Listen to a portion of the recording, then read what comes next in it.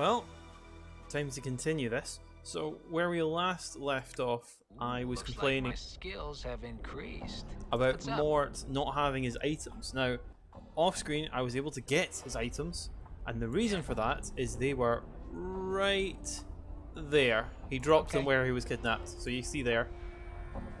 So, I was able to get them back, and that's all the things that I done off screen. And also, I have just learned that I can zoom in and out, which is really My lungs nice. feel like a chimney. So we'll just zoom out a smidge there. And this is where we came in and started. So let us begin the exploration of this area. You see a middle-aged man wearing dusty clothes. He does not appear to be on the best of health. His skin is pale yellow, and you see an occasional pustule along his arms. He turns and glances to you from behind hollow eyes. His eyes narrow in suspicion as he continues to glance around. What do you want? His voice is raspy. He turns his attention to you. Why you bothering me for? I look part a tout? Oh, like you're available? You seem to be a knowledgeable individual that I can learn from. He says, what do you want to know? Well, who are you? He gives you a slight bow. Name's Kura. In my day, I was a pretty good warrior. He sighs. He pauses and sighs.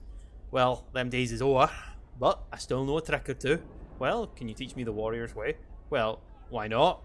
You sure you want to give it your current profession? Well, no. But if you got a mission for me, I've got some other questions. Are you feeling alright? Nothing a few years of death won't cure. He coughs and looks up. Air's been getting worse in the ward elite. By my reckon, it should level out once the great foundry settles, or a wind blows through from the spire. What's with the air? It's mostly because of the portals. He has a coughing fit and then turns his attention to you. What do you mean? Lots of doors to the lower planes, and you're letting in the bad air and fumes and such from who knows what layer of the abyss. That's why this here's the lower ward. He laughs. A jaunt through this area is like breathing in a meal. Salt, smoke, pipeweed. It's all yellow blankets of smoke and stringing sulphurous gas that this ward spits out. He gives you a gap-toothed smile. Pretty, eh? Yeah, you mentioned the foundry. Centre of the world, pretty much. Look for the stacks. Them godsmen make a bunch of things out of iron. Nothing fancy, but they work. Add to the bad air. Godsmen? The believers have their kip in the great foundry, banging and singing and chanting their barney silliness and having powers in the next 10 upon 10 and a bunch of other 10 lifetimes. He rolls his eyes, then spits a brown mass from his mouth. All they do is suffer and slave and work. I slave twice as hard, and no way am I going to be any sort of power. You understand me, Burke?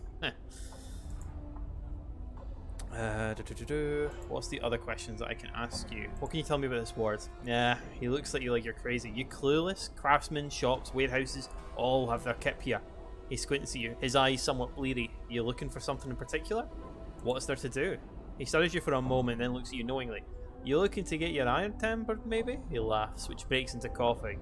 None of them places near. Might try some of the kips in the other wards if that's your fancy. Excuse me? He laughs again, which breaks into an even greater fit of coughing. Sorry, Carter, never you mind. You looking for something in particular? I could use some drink. If you'd be looking for work, then your luck's run dry. Little enough to go around for those who live here. Okay, I'd like to buy something then. If you're looking to buy an item or two, or peddle some higher merchandise, then I would make one's way to the open air market. Okay, what's about the market? You can buy and sell there, Beth. Could be a market. What else is left to say? Is there anything interesting? Well, there's the tower. Seems to come up the chant a lot. Well, tell me about it. Ha! He laughs, but it soon breaks into coughing.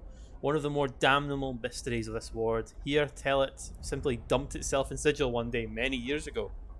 No idea where it came from, how it got there, or how they get in the damn thing. Takes up space and looks like a sight. All them acid burns, weapon scars. Looks like it's been in a few hundred wars. It does. Well, anything else? He thinks for a moment. Can't think of anything else of interest. Okay. That's fair enough, thank you. And let's talk to Kina. This woman has a yellow cast to her skin and severe features. Tattoos cover her body and she wears a long blade at her side. Her eyes are like two small black pearls. As you approach her, they follow Dakon's movements. Oh ho ho ho. Before you reach her, Dakon breaks in. I would have you hear me. Okay, well, what is it, Dakon? It is my will that we not speak to this woman. Okay, why not? She is a Zerth. Our wills are crossed blades. We have no common ground. Okay. Very well, then we will not. You have my gratitude. Think nothing of it. Okay, well, that's that problem solved. Hi, Chian. This man is a yellow cast, the all beholden Zerth. This one is numbered among the faithful. He bows. Alright, okay. Tattoos and scars. His eyes are like two small black spoons. As you approach, he bows to the con, all beholden Zerth. It is my will that you know this human travels with me. Will you hear him? I simply had a few questions. His words are known to me, Zerth. His actions are not. His shadow speaks of one who has seen combat and bested all that stood against him. Do my eyes fail to see beyond the circle? Your question flies true. It is my will that you know we walk the same path. Will you hear him? I will hear him, Zerth. He turns to face you and awaits your questions. Ask your questions, direct them as you would direct your mind. Okay, who are you? He bows his head to you. I am Halcyon, a soldier of the Gizeri. I am here to gather supplies. I have discovered this city is like Trigagor's gem, oft praised but little of value to be found within. The air is poor for one of the people, and those within it do not know themselves. They are simply empty shells. Okay, well, where did you get the scars? He raises his arms and holds them to his face, then his chest in a reverent gesture. The scars that bedeck my face come from encounters in the halls of Ilsensin. My Rakama band was nearly devoured by cowardly illithids. The scars upon my torso come from the weak-driven blade of a Githyanki kinstealer. He nods at your scars. Speak of the history of your scars. It is a sign of honor to ask about one's scars. It shows respect for your history. They have come from so many battles that the tale would be long in the telling. I do not recall how I earned most of them. His expression alters slightly, whether in confusion or contempt you cannot tell. How can scars not tell stories? I've lost the memories of their past and my past as well. He pauses for a moment absorbing them, and then, to Chaz's lament then, I mourn the loss of mind and history. Thanks, I've got a few other questions. I'm going to try a different one. Because you're giving me the choice. They come from so many battles. He bows his head to you. Your prowess is noted, Sorcerer. Okay, fair enough. What about your tattoos? They speak of the history of my kin and grant me the strength and minds. Grant me their strength and minds. One etched by Arjarok of the Isle of Seal tells of my kin, Jilikai, who buried his enemies in the walls of Sharak Talor. Another here, who was inscribed by Fel, the Davis who walks, and tells of the battle of the Roji, and myself as we fought even 7 Sladi in the plains of Limbo, before the 8 silenced Roji's mind. He nods at your tattoos. Speak the history of yours. They speak of the obstacles I have overcome and the tales of my past, lest I forget them. He closes his eyes and bows. Your tales are noted, Swordringer. Thanks, you spoke of Fel? The Davis who walks, the master of the craft. Some tattoos tell tales, others tell of the spirit. The tattoos that Fel inscribes upon the skin lend the strength of the body and strength of the mind based on the tale. What kind of strength? The tattoo of Roji, he who spilled the life of 7 Slari, gives me strength in my limbs when I am faced with overwhelming odds. The strength lent would depend on the experience. Tell Fel of your tales, and the tattoos will grant their power when the tale is placed upon the flesh. Well, we already know where we can find him. What other questions have we got? Can you teach me to speak your language? He bows slightly. You have with you an incomparable master of the tongue. Ask him, and perhaps he shall teach you. Okay, thank you. Well, let's talk to Dakon. See if he'll teach us. What is your will? There are things I would know, Dakon. I want to ask you about your travelers. What can you tell me about the city of Sigil? It is known by the name Sigil among the people. As the city does not know itself. What do you mean? The city exists but does not know itself, and not knowing itself is existing in its flaws. How flaws? The city exists in opposition to itself. It set itself apart from the planes, yet it seeks to be everywhere at once. Its walls are doors, yet it keeps these doors locked. Such an existence tells of things it does not know in itself, and not knowing it is flawed. What if the city is not flawed? Oh wow. Oh my goodness. Oh, so much. What if the city is not flawed? A thing does not need to be ordered and have a purpose to know itself. What if these contradictions are strengths that you cannot see? And what if the city is not flawed and you just do not know the reasons for its contradictions? There is order in everything. Perhaps there is an underlying pattern that you cannot perceive. Ooh. Ooh. Okay, I think that's the chaotic one. because that's talking about that, whereas this one's talking about order. So let's go with this one. To answer your question, a question. What if the city is flawed and you see its contradictions all around you? To your question, a question. You claim the city's existence is flawed. You have accepted this rather than explore the possibility that something greater may exist. This suggests you are flawed and that you do not search for knowledge, but only a convenient answer. Ooh, the con falls silent. There is no knowing the answer to the questions we have asked, yet the city exists, that is all. Yet I would maintain that we know ourselves by the questions we ask and the ones we do not. If we cease asking questions and accept only what we can perceive. Yay, experience! It's always good to just talk to people and you just get experience for it. Then we will cease to know ourselves. The con's voice has changed slightly, becoming heavier. Such words have been spoken before. I have heard them and know them. Where have you heard them? The words are mine once. I knew them and knew their meaning. I had forgotten them until you spoke. The con's gaze travels through you and his blade stops shimmering, bleeding of all colour until it's translucent. Dakon, how is it I know your words? I spoke the words, but they do not belong to me. Others may know them, for the knowing of it lies within all things. Humans call it wisdom. Haha, my wisdom stats, which is astronomically high. Can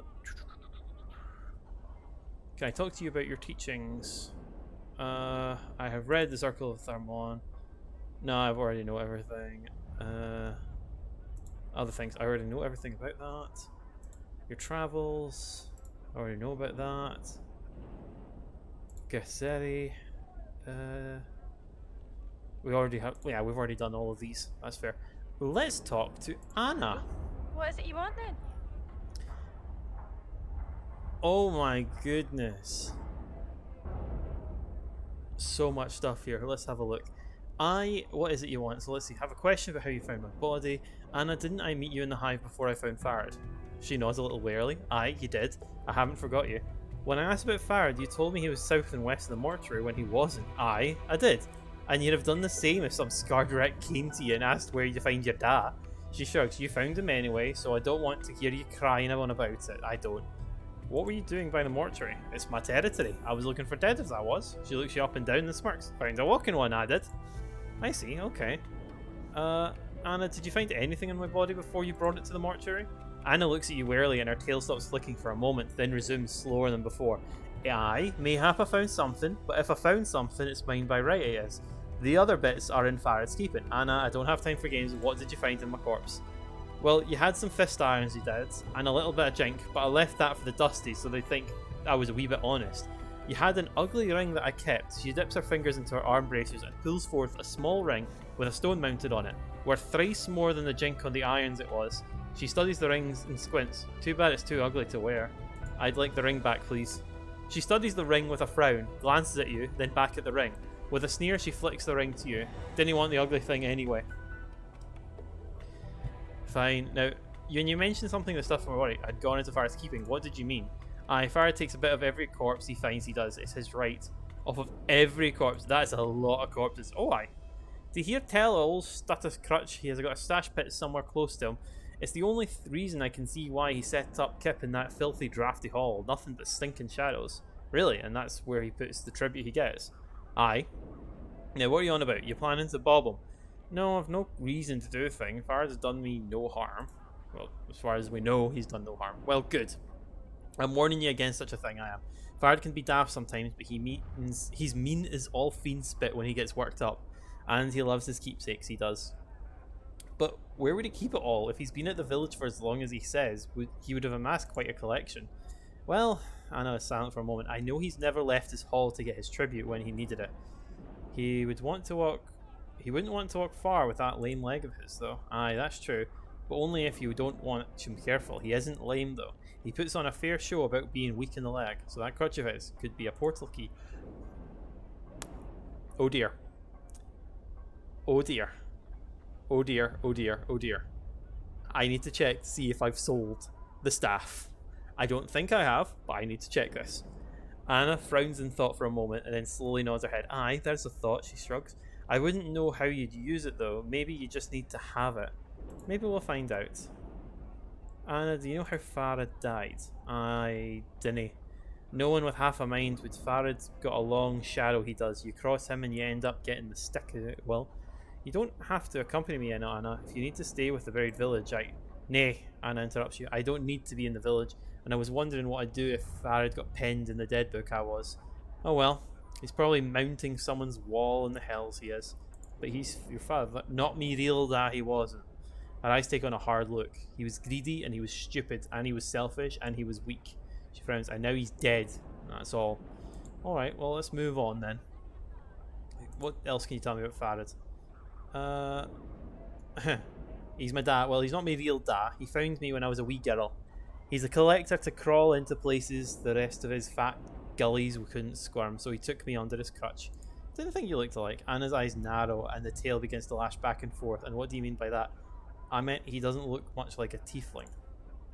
He doesn't, and if you knew one thing about tieflings other than what you'd heard from any half-grin and hiver in the street, you'd have the sense to know that none of us tieflings look alike, Jig. She shakes her head.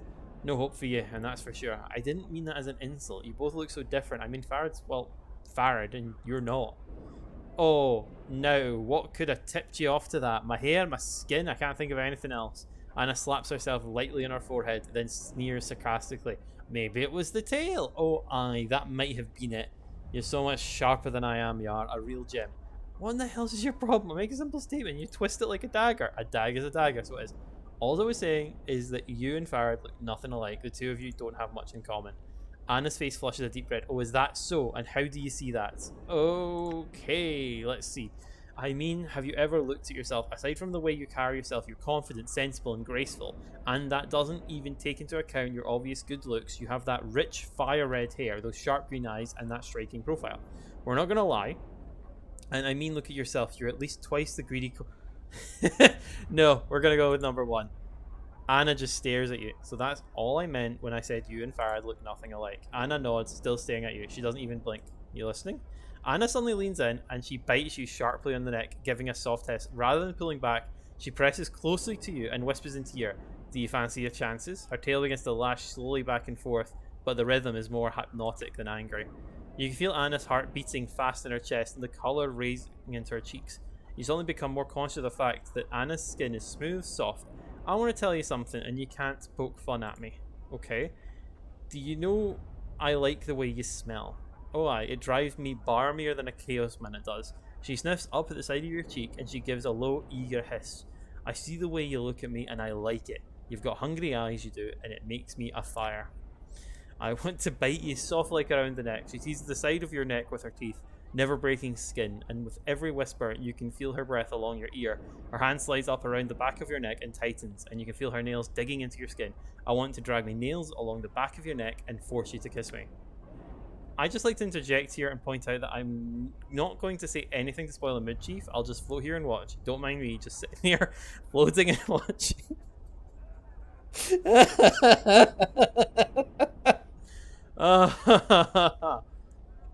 Do you know I can smell you from 50 paces? That smell of formaldehyde. Oh, who knew formaldehyde is this interesting? Pouring off of you like one of them dusty shamblers. Maybe if you cleaned yourself up some, you'd be a right prize. Her eyes flash. I make passion with you so hard you'd be knocked off the spire. She steps back, her tail flicking lightly against your leg, then gives you a hard sail. So do you fancy me? Let's see. I'm trying to think what the nameless one. Fire. I think yes. Yeah. Like either we bite her back, which is the passion that she'd enjoy, or we talk. I think bite her back. You grab Anna, and before she can squirm free, you bite her lightly on the neck. As your teeth touch the skin, Anna hisses loudly, clawing like a cat, and tears away from you. I was only teasing you, you scarred vampire. Leave off! Despite her protestations, however, her face is flushed, and she's breathing heavily. And watch your mitts next time. She crosses her arms. You're making me red, yeah. You bite me, I bite you. If you don't like it, then don't do it. I'll do what I please, so I will. Anna sneers. She still seems to be a little flushed. You just keep your mitts off. Look, enough of this. Let's have some other questions. Anna, when Farad went to return to tribute, he took from my body. He vanished for a while, then came back, but he never left Ilwyn's court. Do you know where he went? Oh, aye, to hear stutter.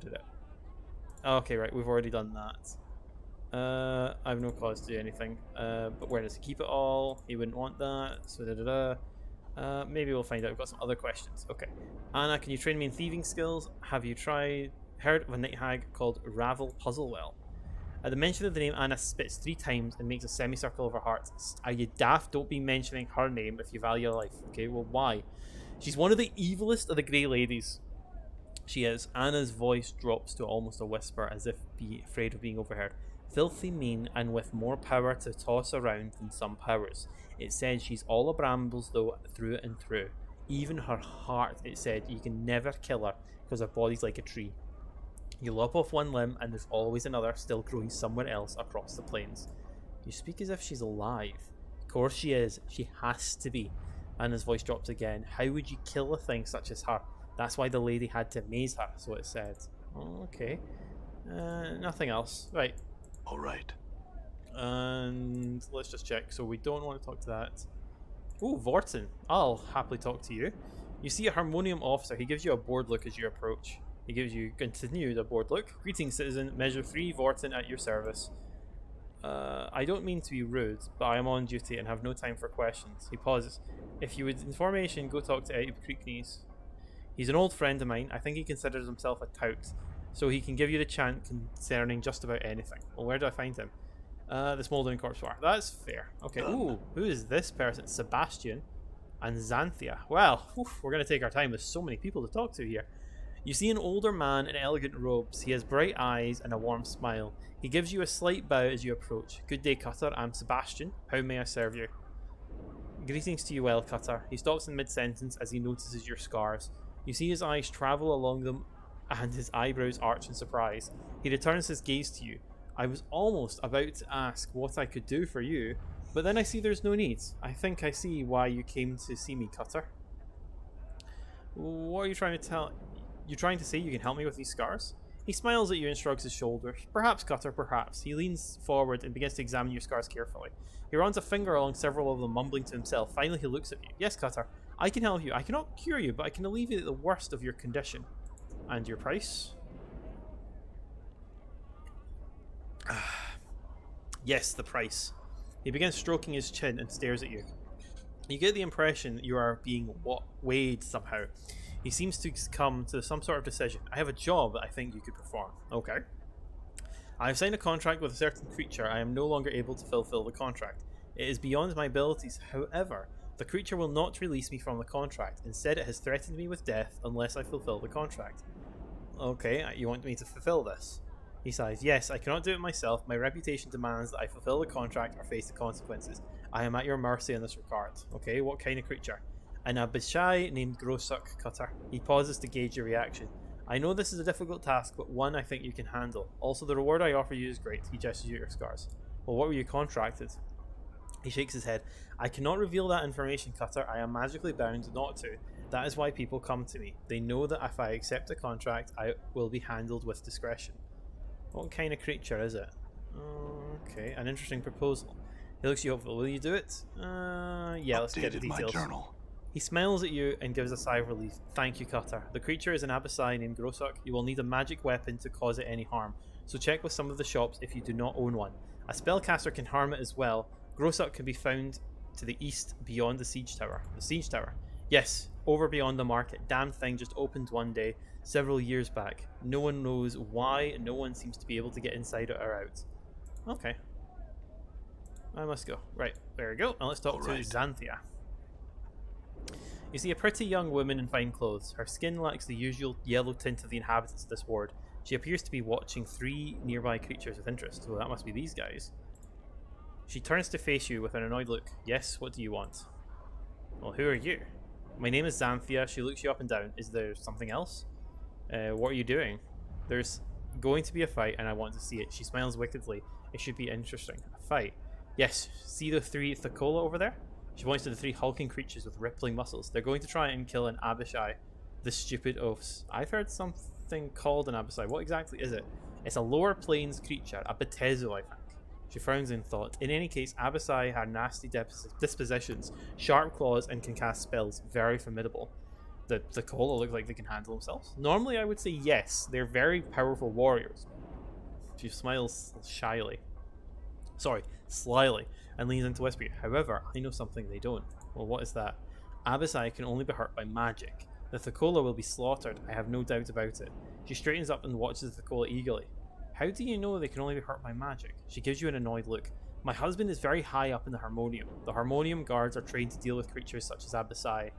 That's how I know my husband told me. Well, why don't you warn them? Why should I do that? I'm the one who suggested the fight. Why? My husband tries to better his social standing with his underlings by drinking with them in the local taverns. Last evening, he forced me to just such an occasion. Those three oafs were there, boasting with their prowess as warriors. It was obvious they were in a drunken stupor. When they decided to leave, one of them tripped and fell into the table I was sitting at. Okay. Most of the drinks at the table were spilled into my lap and ruined a very expensive evening gown. So while the cretin was trying to apologise, I whispered to him that I only accept the apology of a warrior of stature. If he were such a warrior, he'd be able to defeat an Abysai in hand-to-hand combat. You're going to get them killed because they ruined a dress. You obviously do not understand the intricacies behind the situation. She looks as if you're an idiot child. I was embarrassed and humiliated in front of my husband and his underlings. She looks angry. Okay, let's get over here to Gort. Right. The huge creature stands over 9 feet tall. Rippling muscles support its massive frame. It seems to be engaged in conversation with two similar creatures next to it. He turns at your greeting and looks down at you. A look of confusion has... I've got some questions. He gives you an apologetic look and shakes his head. Nugort not speaking well your talk. Sorry, you asked Thorpe. Okay, Thorpe. The creature is huge, standing over 9 feet tall. Rippling muscles support its massive frame. As you approach, he leers at you and laughs. He looks down and gives you a friendly smile. What do you want, Smalley? Got some questions. I've talked to Xanthia. He says you're going to fight an Abishai? He smiles and nods enthusiastically. That's right, Thorpe and friends bash. Warn Thorpe, I've learned that Abishai can only be hurt by magic weapons. My journal. He gives you a worried look. Need magic? How do you know? I've asked around, Thorpe. It's what people tell me. Thorpe not have magic. Friends not have magic. We die if we barsh Abishai. He says Thorpe not be warrior of stature. Xanthia not accept apology. You are willing to risk your lives for the honour of a lady, Thorpe. Only a warrior of stature would do that. He stares at you blankly for a moment and then a huge smile appears on his face. Really? Thorpe and friends now have stature? Yes. Consider Xanthia's honour to be satisfied and the apology accepted. Thorpe's thank you. You save life. You save life of friends. He turns to the other Thakula and speaks to them hurriedly. After a moment, all three bow to you and each hands you a pouch of coin. You, good friend, you deserve. Woo! And screw you, Xanthia, you're an evil person. Yes, okay, you see Xanthia and she gives you a look filled with hatred. You warned the brute, didn't you? I did what I felt was right. She nods her head slowly. I will not forget this insult. Good day to you. Yep, that's going to bite me back later. We just know it is. Gonna save before I talk to this. Oh, I can't save. Oh no. Can I save now? Yes, I can. Because she despawns, it seems. She just walked there and go poof into a pile of smoke. Byron. You see a well-dressed, middle-aged man. He seems to be scanning the crowd with a practiced eye. He notices you approach and gives you a quick once-over. He smiles at you and gives you a barely perceptible nod. I am Byron Pickett, moneylender. May I help you? A moneylender? He nods again. Yes, I cater to the needs of merchants. Want to start a business? Keep one afloat that's down on its luck, or perhaps expand a business. In either case, you've come to me for the funds. He looks you up and down. I doubt you're a merchant, so what can I do for you? Oh, I've got some other questions. Well, what's this place?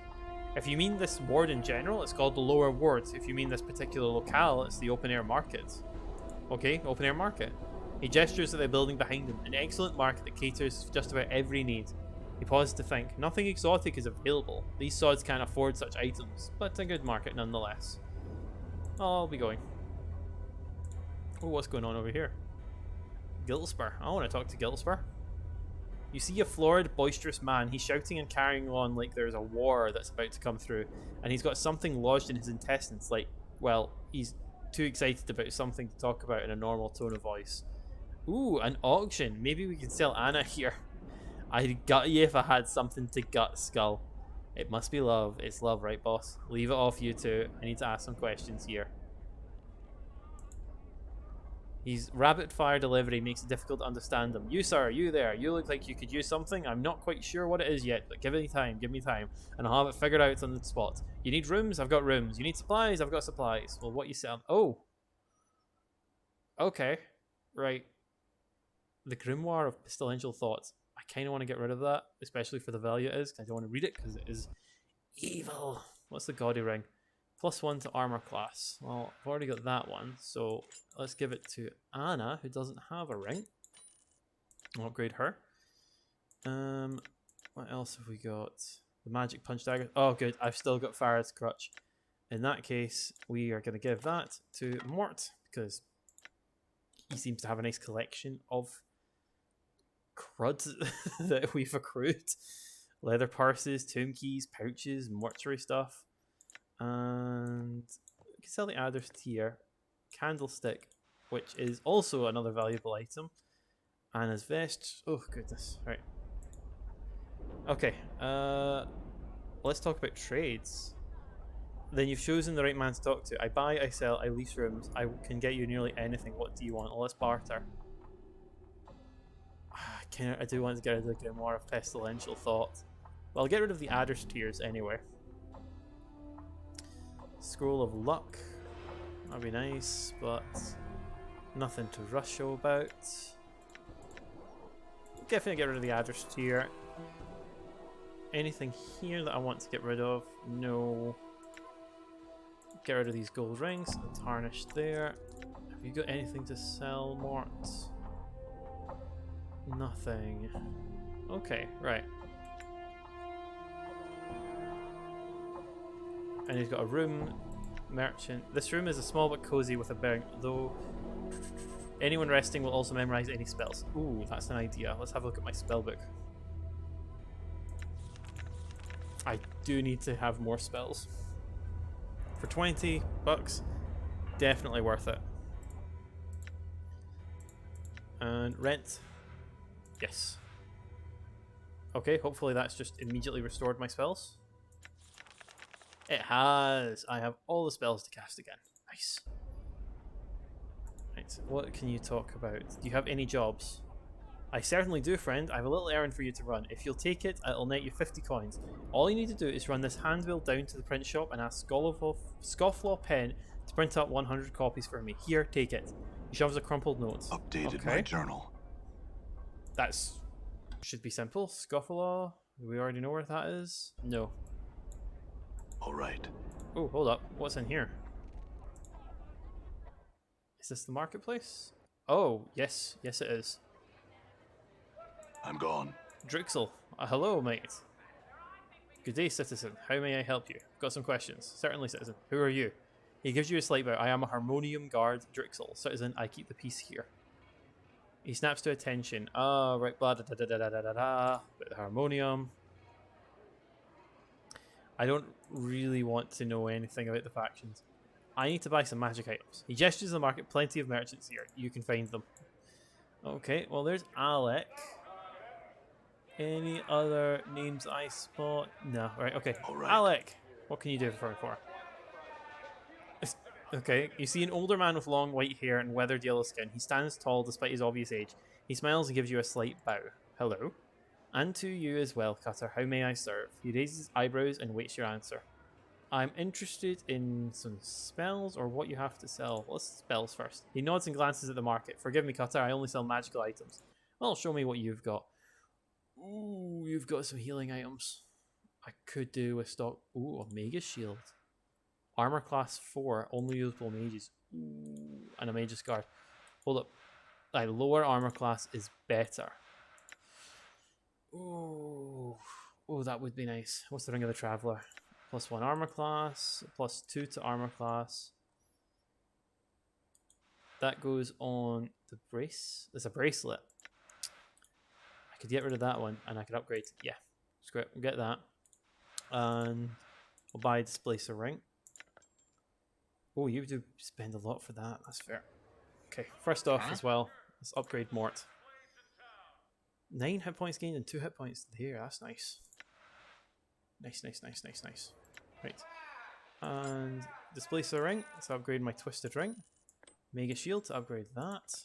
And we will give this ring over to you because you have space. Let me see your wares. 4,000 is a lot and it's evil. I'm not going to read it.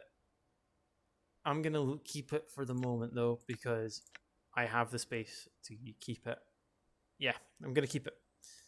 Spider bracelets. Usable by thieves. -1 to intelligence, -1 to wisdom. Plus 25% resistance and 10 base hit points. That is a nice one. That would be good. +2 saves for spells. Only usable by thieves. Ooh, do I want to upgrade Anna? That would very much give a huge upgrade to Anna. Feck it. Yep. There we go. That's Anna upgraded nicely. Okay, we've spent all of our money already. Oh, what's in here? Nothing. Anzi, we shall talk to you to see what you have to offer us. You see an older man. Greetings. I've got some questions. What's that furnace used for? He glances at the furnace and then lowers his voice. The furnace does nothing other than teach me lazy boy's responsibility. The boys that is always yapping and talking and such, reckons himself a scholar and don't know the value of real work. If you have some serious questions, well, he may be better to ask than me. Okay. I want to buy some magic items. You can talk to Alec next door. He gestures. Well, what do you have? Just random generic weapons. That's fair. I'll sell the punch daggers. Because that's not going to be useful. Ooh. I'll sell the mage guard. No, actually. Do you? Yes, there we go. No need to sell it because I can just equip it over. There we go. So that's the con upgraded as well. Actually, endure. How tough? In enduring, grow strong. That does nothing to your AC. You're already really low AC. Right. Let's see. Laszlo. Okay, let's talk to Laszlo. You see a young boy with pale yellow skin. His clothes are dirty and in need of mending. Currently, he's tending a furnace. He turns and gives a half smile as he sets down his work. Hail, do you need some help? Yes. Aye, I'd be pleased to help you if I could. The boy looks grateful not be toiling over the furnace. What can I do you for? Let's see. Why does everyone seem to have yellow skin? It's the sickness it is, caused by the bad air. With the smoke and all the factory smogs, it can be pretty hard to breathe easily around here. Some days it's not good to be out. The smog lingers too long. Then you can scald your eyes right over your skull, so it said. Well, can something be done? I don't know. At times, wind comes from the spire and blows the city clear of smog, but that's not as often as would be liked. He blinks, glances around, and then shrugs. Ladies will, I guess. Don't make much sense, but then little of it does. Okay. Is there anything worth seeing around here? Not much to see. The Great Foundry's impressive, though. You might check that out. Home of the Believers, you know. He stops to think. Most of the more amazing sights are in the upper wards. It might be better to just look around here. I hear there's a brothel there, the Fest Hall, and some other places that are more interesting. I don't know for sure. I've been here all my life. Tell me about the Foundry. The centre of the wards, pretty much. An impressive structure to be sure. You can't miss it. Just head north. You'll know by the big gates. He points it on your map. Tell me about the Believers. They've got a bunch of names. Believers, Godsmen, Believer of the Source. We mostly just call them Godsmen. They have their kip in the Great Foundry, and they seem to be getting pretty well. They're a pleasant bunch. They believe in everybody can be great as the powers even be. Okay, tell me more. Oh no, wait, never mind. Tell me about the Believers. So they're a faction here. What faction are you? Oh, me and my dad are in-depths. We're a faction that's not really a faction. We're a faction that believes people are free to do as they will. We're a pretty loose bunch, and we don't take kindly to making or obeying other factions. What's the purpose? He glances at you. The factions are them that govern most of Sigil and the day-to-day business. There's a bunch here. There's the dead, the dustmen, and that care of all the dead bodies in the streets. Then there's the governors that make the laws, and then there's the sensates. There's a number of factions here in the lower ward. We mostly deal with the Believers, the Godsmen. He nods in the distance. They have their kip. Okay, right. I've got some other questions. Let's see. What's this place? This place. This is the open air market. A lot of buyers and sellers come here. I've been working here for a while under the eye of my dad. He looks a little distant. One day, I could be running the stall. I could. Well, what do you do here? He points proudly at the furnace. The furnace it used to... He shrugs his shoulders. I don't know what it's used for. But my dad says it's important to keep it stoked and burning bright. He wipes the sweat from his brow and glances about. Is your father one of the merchants? Anzi is his name. That's my dad's stall over there. He gestures at the stall to the right of the furnace. If you don't have what you need, he might be able to point you to it. What kind of goods? Many things to be had. Food, drink, magic weapons. Are you looking to buy some supplies? Magic items? Aye, magic. That's Alec's stall over there. Okay, fair enough. So, that's Anzi, and we're looking for Alec. There's Cinder. What's all these names? Karina. Let's talk to Karina. You see a pretty young woman wearing simple clothes. She wanders about the market and examines everything, but does not make any purchases. You notice that people seem to be avoiding her, but they try not to make it obvious. She flashes you a warm smile as you approach. Her smile broadens. Hello, I'm Karina. It's a pleasure to meet you, Cutter. She continues to smile and waits for your response. Well, we've got some questions. She nods her head. All right, what do you want to know? Well, can I buy some weapons? She smiles and points to one of the counters. Anne's over there. Da-da-da-da-da-da. I shouldn't... Okay. I mean, how would you not with all those scars?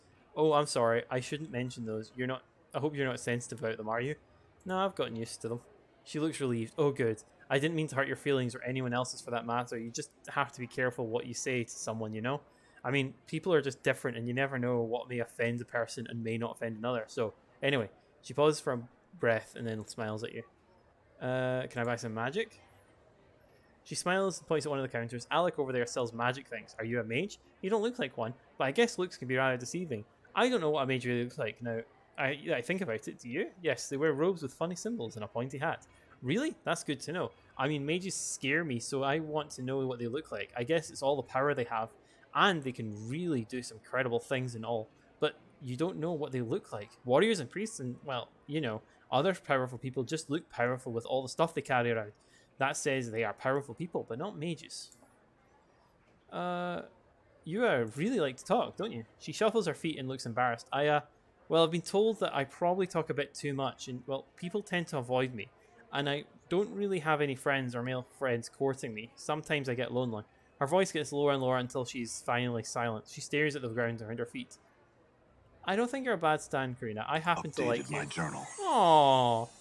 She gives you a hopeful look. Really? Thank you so much. I don't know your name. I don't remember my name. She frowns and starts to say something, and then thinks better of it.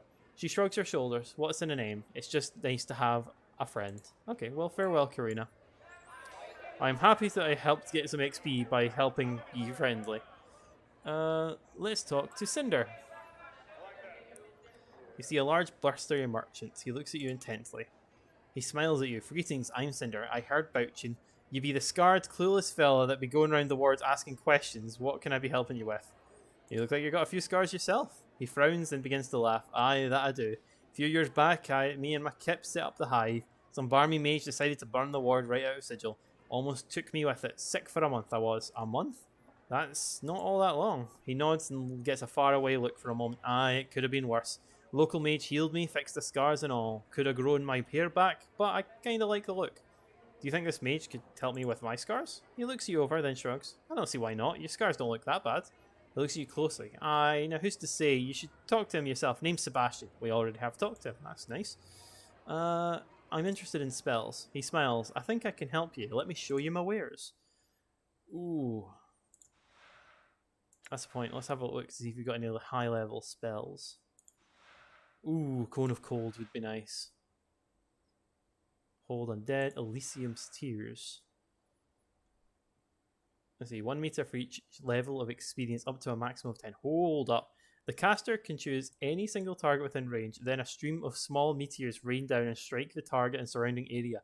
1 meteor for each level of experience up to a maximum of 10. Each missile hits inflicts 1 to 2 blunt damage and 1 to 4 fire damage. Anyone within 3 feet takes 1 pound of fire damage as well.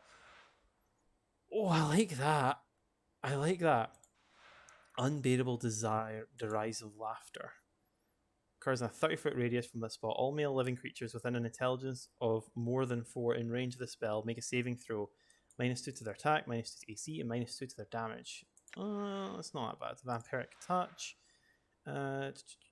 He drains 1 to 6 HP for every 2 levels he has. 2 to 12 HP for level 4. The damage that he drains is then transferred to the caster and added to their total HP. Any HP over the maximum is treated as temporary hit points, which will be lost after 1 hour if not used beforehand. Ooh, I kind of like Elysium Tears even. Let's have a look at my spell book. How many level 3 spots have I got? Oh, I've got Ball Lightning. I do like Ball Lightning. I do really like that. Right. I'm gone. Okay, right, let's head up this way. Nothing to talk about there. Okay, so market's just good for getting and selling stuff. That's fair. Oh, a thug. Some officers. Oh, what's going on over here? Ooh, lots of people talking. Who's this Yamin? The man has a rough leathery skin and a pale yellow cast and gaunt features. His face is angular, his nose is small and highly placed, and his ears taper to points. A tracery of tattoos and scars cover his body. He's dressed in strange gaudy leathers that look more ornamental than combat ready. His eyes are like two small black stones and they track you as you approach. Before you reach him, Dakon pauses. I would caution you against speaking to this Updated my Githyanki. journal. Githyanki and Githseri were once a common stock. We were slaves and food for the Illithids, mind flayers, who devoured our lives in order to succor their own. One of their ancestors, the warrior queen Gith, led us to victory against the Illithids and we escaped. We have waged unending war on the mind flayers ever since. However, there was disagreement over the future of our people. Upon the blasted plains, our leader Zarthamon made the pronouncement of two skies, and steel was bared, one race became two. It is a rift that cannot be crossed peacefully. We'll let it go then. We'll let it go then. Let's go. Right, so we don't talk to that person because they're a bad person, but we will talk to Trist. You see a woman who is trying to get your attention. She is wearing shoddy clothes, but her demeanour is one of elegance. Unlike that of the people who surround her, upon closer inspection you notice that her skin is clean and smooth, lacking the yellow tint of the inhabitants of the sword. She notices you approach and smiles at you. I thank the powers that you noticed me. I am in need of your service of a mercenary. She pauses and examines you more carefully. If appearances are any indication, you would seem to be such an individual. What exactly do you need? She nods to you. The heart of the matter is that I am to be sold into slavery for a crime I did not commit. I am in need of a champion, someone who will help me prove my innocence and free me from this fate. She pauses and looks at you expectantly. What's going on? She thinks for a moment. This is long in the telling, Carter. Please bear with me. She sighs as she begins her tale. My husband died recently and left me his business. I am not business oriented, so I decided to sell. Not long afterward, I was contacted by a lender saying a loan on the business had not been paid. Okay. I examined all the documents that my husband kept and found that there had indeed been a loan taken, but it had just recently been paid in full. I explained this to the lender and a few days later he asked for a copy of the document. It was nowhere to be found. She looks concerned and pauses to think. Well, when I could not prove that the loan was paid, the lender took me before the courts. My monies were taken and applied to the balance owed. Since it did not pay off the loan, I am to be sold to the block to try and recover the amount due. She gives you a forlorn look. I don't understand. Why sell you into slavery? She goes, it serves many purposes. First, it keeps the prisons relatively clear of all but the vilest criminals. Second, the sale of the convicted is used to pay for any damages, costs, or fees you involve in the case. Finally, the convicted still serves a sentence from which they are eventually released, supposedly as a better citizen. This is all fascinating, but I don't see how I can help you. I need someone to find the missing document, the one that proves the loan was paid. Or, if you could purchase my contract, I could pay you back. She gives you a pleading look. I can't spend the next 5 years of my life in this ward, Cutter. It will kill me. Surely you've noticed the illness. Yes, the yellow skin and the coughing. She nods her hand. Yes, Cutter, please, can you find it in your heart to help me? You've been found guilty. Yes, I'll help you. I've got some questions, though. Updated my journal. What's the lender's name? I know the number. After all, I will not likely forget it. She gets a fire away. Byron Pickett is his name, and his associate may be someone named Lenny. Well, who's Lenny? She thinks for a moment. There was a small, fair-looking man who came to court a few times. He would sit behind Pickett and whisper to him occasionally. She pauses. I remember him because he always seemed to be uncomfortable in his clothes. He would pick at them as if they were new, as if he were not used to wearing them. On such an occasion, Pickett told him to sit still and stop fidgeting him. He called him Lenny. Well, where can I find him? She thinks, I'm not sure actually. My husband told me that some ruffians could be found southeast of the market near the siege tower. And where can I find Byron? Okay, I've got some other questions. Do you think the loan document could have been stolen? She shrugs. I don't know. Why would anyone steal that yet leave other valuables be? Well, maybe the lender stole the document so that you'd pay the loan twice. She looks at you in shock. That's a terrible thought. She hesitates and begins to tap her chin with the finger that she thinks. But also a most ingenious one, Cutter. This Byron Pickett does strike me as a knight of the post. A what? She could call it a thief or a cheat, Cutter. Such are called knights of the post or the cross trades. Okay, some other questions? Have you explained any of this to the courts? Oh yes, Cutter, I've explained my situation to many. You're the first willing to help me. Okay. Who do I talk to about your contract? That would be Duran the auctioneer. He is usually on the block. Okay. Right. Let's go and find this Lenny. I want to find this Lenny. Oh, well, I found Grossuck. This doesn't bode well. I'm going to save because I have ill feelings about this engagement. Grossuck. You see a reptilian creature with a snake-like body, 4 clawed feet, leathery wings, and a draconian head. The scales covering this body are a vile shade of green. The creature stands upright on its hind legs, balancing with its prehensile tail. As you approach, its eyes narrow and it slits and begins to hiss. The air around the creature begins to radiate heat, its scales take on a pale sheen. It gives you a hungry look and appears ready to strike. Suddenly it releases a flurry of hisses and relaxes its stance a bit. Go, Grasuk, no talk, told wait. It glares at you as its tail lashes back and forth. Well, what kind of creature are you? Every muscle in the creature seems to tense as it releases a storm of hisses. It starts to reach for you, then stops. Hate drips from its eyes when it speaks to you. Grosuk, no talk. You lucky human. You go well, still lucky. You stay. Grosuk shred. Sebastian sent me. The creature relaxes quite a bit and the air goes cooler. It holds out a clawed hand to you. Give Grosuk information. He looks at you expectantly. Which information? It's hard to read facial expressions on a reptile, but you are certain that Grosuk is rather annoyed with you. His tail begins to lash furiously and the air goes warm again. No question, give Grosuk information or die. Grosuk then take information from body. I need to know which piece of information is for you. I run errands intended for several people, you understand. He glares at you for a moment, then Leaf blinks. He finally gestures at the nearby tower, siege tower.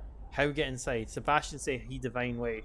Grosuk takes a step towards you and holds out his hand. Now give.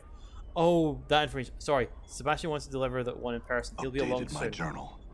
The air around Grosuk began to radiate heat and his scale take on a pale sheen. He gives you a hungry look and appears to be ready to strike. He opens his mouth to reveal several rows of you. No, Grosuk think you lie. Give information now. Grosuk kill quick, not slow, not give. Grosuk take time, remove you inside, let you watch. Wait, I don't have the information you want, but I know something that I think is worth my life. Grosuk cocks his head to one side and glares at you. He seems lost in thought for a moment. Grosuk, listen. Information good, you live. He gives you a toothy grin. Not good, you die. Grosuk, give a word. Sebastian can't fulfill your contract. He sent me here to kill you. Okay, how do I know you'll keep your word? The creature glares at you. This pact, you and Grosuk. Grosuk live by word of pact. Now you tell. I kind of want Sebastian to help me because he can do the scars. Forget it. Sebastian sent me here to kill you anyway. Woo! Magic missile. I hear your words. Rain of anger. Aye? You have a magic weapon, and you have a magic weapon. The mon's name. Oof. Right. What's Ball of Lightning do?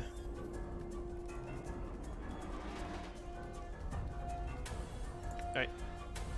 Ball of Lightning. Go. Oh! Critical hit! Alright.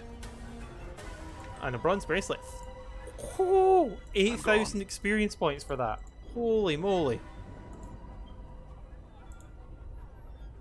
Ooh, who's this? Yimin. Dakon pauses. Don't speak to him. Okay, we'll let it go. As you turn away, the Githyanki who has been watching you all this time calls out to you. Do you turn your back on me, Dakon, who wails in the walls of Sharak Talar? You will face me with steel bared, or I shall see you wear that sigil of cowardice on your back. He draws his weapon. Dakon speaks to you. Though he never takes his eyes off his opponent, hold fast and do not stand between our blades. Let it go, Dakon. Dakon speaks to the Githyanki. Yimin, this is not a place of battle. The entire multiverse is our battlefield, dog. There is no sanctuaries. There is no peace. You shall die. Let them fight. I will hear you. I believe in you, Dakon. Well, you've done like 29 damage so far, and you got him. Nice. Congratulations. Oh, there's another one. A Githyanki soldier. I don't want a dirty rat charm. Hold up. That is a lot of Githyanki. We can take them all. Take them all on. Yep. There you go. Almost there. Damn it. Alright. I will plead the fact they attacked us. I'm gone. Bronze bracelets. Clot charm. Nice. Bronze ring. Because I do need the money, because unfortunately things are expensive here, and I do want to sell as much as I can. Oh, what's this one? That's just the dirty rat charm, isn't it? Yes. Ooh, what's in the boxes? The barrels even. Ooh, 11 bandages. That is a nice find. Always pays to hit tab. A Nazi. You see a sickly Githzari woman. She's hunched and bent. Her constant coughing is obviously a source of her pain. She holds a handkerchief that is practically soaked in with blood, tissue, and phlegm to her face. She spies you and approaches. Greetings. She stares at you and speaks a few mumbled words to Dakon. Dakon glances at you. She cannot understand your speech. She says she is dying. What is she dying of? Her name is Anna Z. She says she used to work in a meat curing house here until half a month ago when the illness became too much for her to bear. She was abandoned, evicted from her home, and left for dead. Speech pains her, and her illness has crippled much of her mind. She says there is nothing she can give of value. And? Know that she will not recover. I can put her out of her misery, that is all. As a Zerth of the people, it is my responsibility to provide an alternative then. Oh, be merciful, Dakon. Dakon draws his blade and waits for the woman to prepare herself. She touches the unbroken circle of Zerthamon he wears for a moment, and her face is stoic.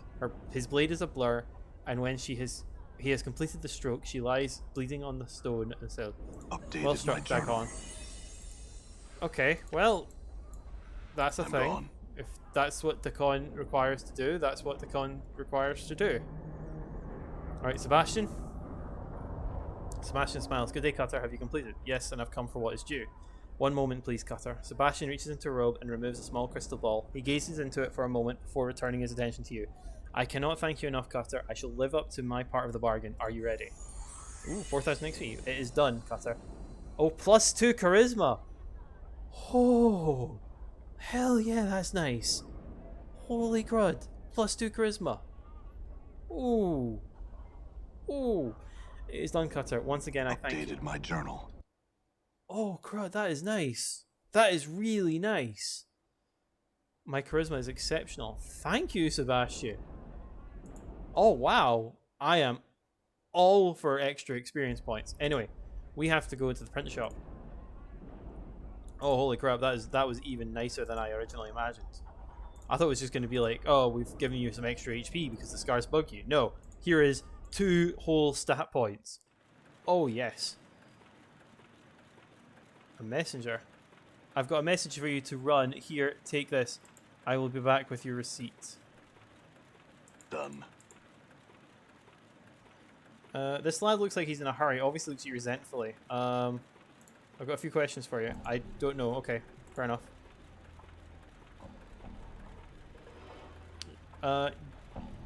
You see a thin, stooped man hunched over a desk, scribbling on a piece of paper. His hair is thinning and drab, drawn into a ponytail. His thin spectacles adorn his hooked nose. His age could be anywhere from his early 20s to his late 40s. He doesn't look up as you speak to him. What do you want? Make it quick. Okay, Gift Spur has asked me to deliver this bill. He takes the bill from you, looks over.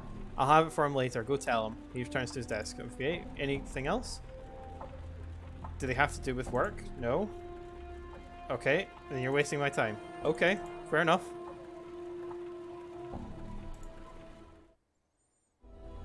Done. I'm not going to challenge people like that. It's like, if they're like, I'm busy, it's like, fair enough. People be busy, yo. Right. A Black Abishai. And who was it that we were going to... Oh, yes, it was this person. I have done your request. The handbill is printed. Oh, whoa, 6,000 experience.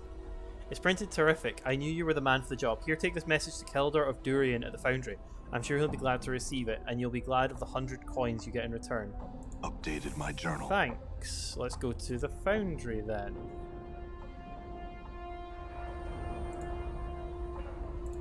Hello, guard. I have a message for... Okay, you see a burly man. State your business. I've got a message for Keldor from Giltspur. Thank you, sir. You'll find him in the Great Godsman Hall. Okay, sweet. I can go in. What are they doing? Okay. A bit weird. Just swing randomly up building. Oh, this is going to be loud. Keldor, Keldor. Where are you, Keldor? Found your workers. Godsman. Oh, I like it here. Filden. Oh, no, no, no, no. Let's not... Hold up. Who's you? Alisa Teald. Let's talk to a guard and ask him where he is. How do I get through those doors? You can speak to a higher up, or you can try and get through us. Alright, I'll just be leaving. Okay, right. So that's not the way to go. Is this where I go? What's behind these doors? I'm afraid that's a secret, sir. Can you tell me where the clerk's office is? Just to the south of the main foundry, sir. You'll find an office with a desk in it. That's the clerk's office. Okay, thank you. I went the wrong way. Well, maybe it's over here. Is this it? Greetings, sir. What may be it? Where's the clerk's office? Just south of the main foundry, sir. Thank you. What's behind this door? Afraid that's a secret. I see. Farewell.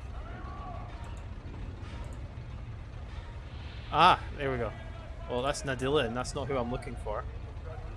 You see a wizened old man with trembling hands and a cunning face. He looks you over carefully and speaks. Hell, have I seen you before? You look familiar. I suppose it's possible. I never forget a face. It'll come to me. Ah, it's Pator with it. Do you remember where? Not so fast, lad. Takes a while for the mind to warm up to a task like this. I've lived a long time, and I've seen a lot more faces in that time, and it ain't so easy to remember. Memory's been a fleeting thing, and some things can bank on. Before replying, you mutter, "Tell me about it, lad." Can you tell me who you are? I'm Nadim, Godsman Fighter Extraordinaire. At least I used to be. Now I'm a clerk at the foundry, breathing in the sooty air and hastening my dying days. Oh, that's a pity. I'd like to pick up some gear from the forge. You're wanting to be a smith now, eh, lads? Very well. You'll need an apron, 10 copper, some tongs, another 10, and a hammer, which will be 20. That comes to, let me see, 50 copper. Apron 10, another 10, and a hammer, which will be 20. So it's 40 copper. I'm sorry, but that sounds more like 40 copper to me. What am I thinking? Of course it is. I'll tell you. Memory's an insidious thing. Okay, that it is. Give me my stuff. Don't forget to pick up some ore from Thilden if you're wanting to work the forge. He's a miserly bastard, but he's the only person to get ore from. Okay, I've got some other questions. I'm here to pick up an item. Do you have a receipt? You need a receipt before I can do anything. No. Pause this for a moment. If you've got a receipt, give it to me. Otherwise, I can't give you anything. Now go on. Right. But I'm looking for Katon. Is it in here? Is it Katon I'm looking for? Keldor. Don't know where I got Katon from. Can you guys tell me where Keldor is? Where can I find a higher up? Ah! Either Sendos or Keldor should be able to aid you in the matter. Keldor's in the main meeting hall just through the door on the right side of the main foundry. Sandos can be usually found in the main rooms. Okay. Thank you. Very well. Let's go to find Keldor. Aha! This way. Maybe.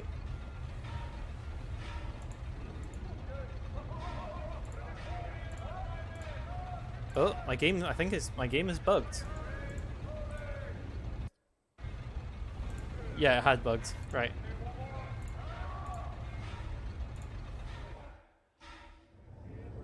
Keldor? I'm gone.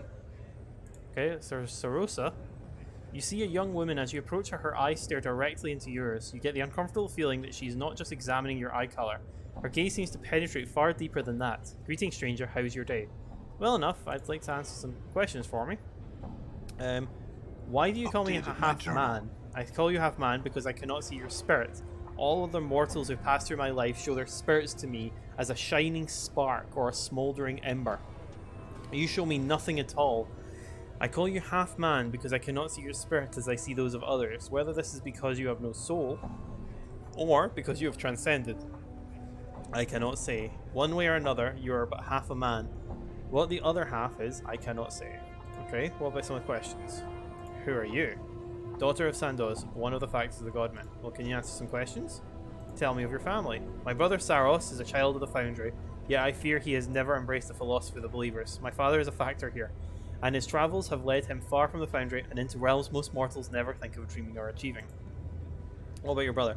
Saros is a brash, impulsive lad, easily given over to mismanhood. He is eager to prove himself equal of anything on the plains, full of the aggression of youth. I believe he feels himself more sensate than Godsman, further vindicating my belief that the Sensates are the most immature of all the factions of Sigil. Why? Why are they the most immature? Because, like children, they do not understand that there is more beyond the world than of the senses, beyond what one can see, hear, taste, touch, smell. Look around you.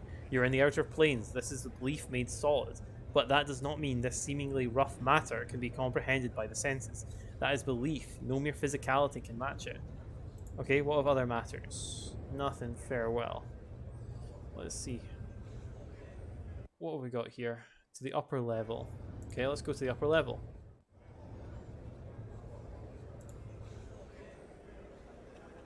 Bed Island.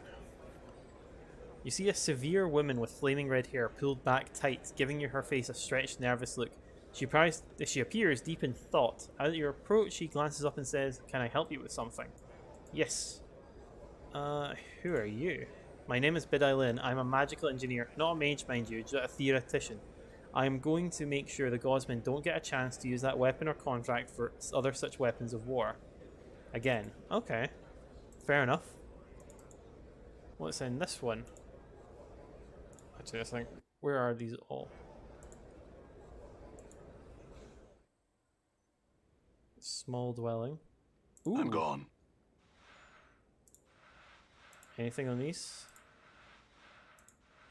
There is nothing in this room of any value at all. Yet. I might need to come back here. Alright. We shall continue to look, see if we can find any valuable books. Let's go back into the end one. Done. Anything? Nothing. Done. Okay, so there is there is nothing up here of any value. Oh, who's this?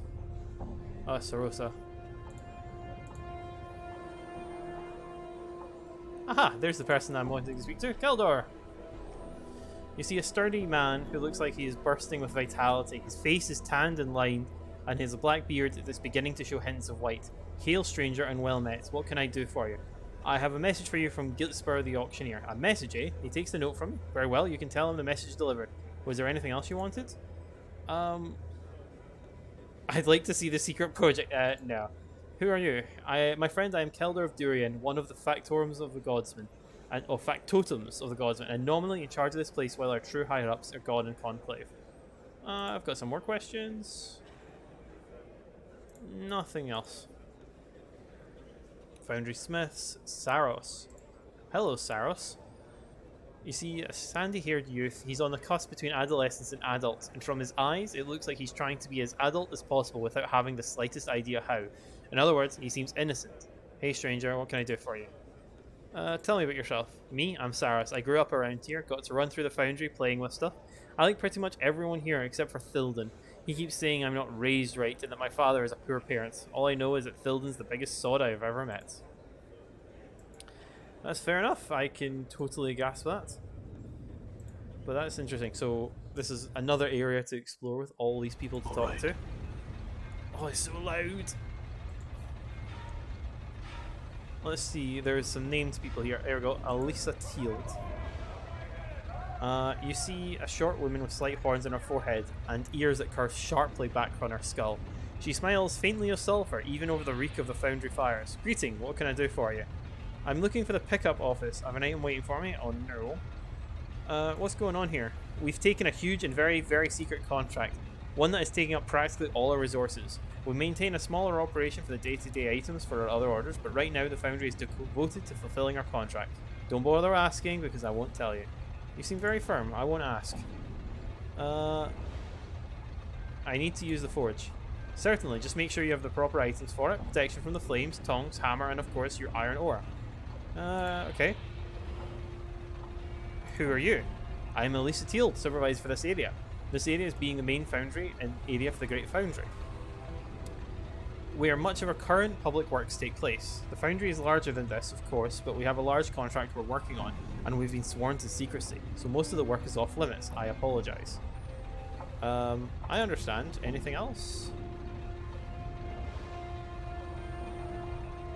No, we're all good. let's talk to Filden then. You see a slab-stomached man with thick arms and a scraggly beard. He smells as if he hasn't washed in age, and his breath doesn't do much for your breakfast. He's in the process of ordering around subordinates as you approach him, and he deals a quick cuff to the ear to one of them. He turns to face you. What do you want? Who are you? Thidden the Grey, supervisor for this yard. My job is to make sure my labourers get their jobs done, and to make sure people like you don't distract them. They work little enough as is, the little sods, and they'd manage to lose the rest of their day to idleness if I weren't here. I'm tough, but I'm fair. Anyone. Ask anyone. Why do they call you the Grey? Then you're the one I need to talk to about getting some iron ore for the forge. He looks you up and down carefully, considering. You want to be a smith, eh?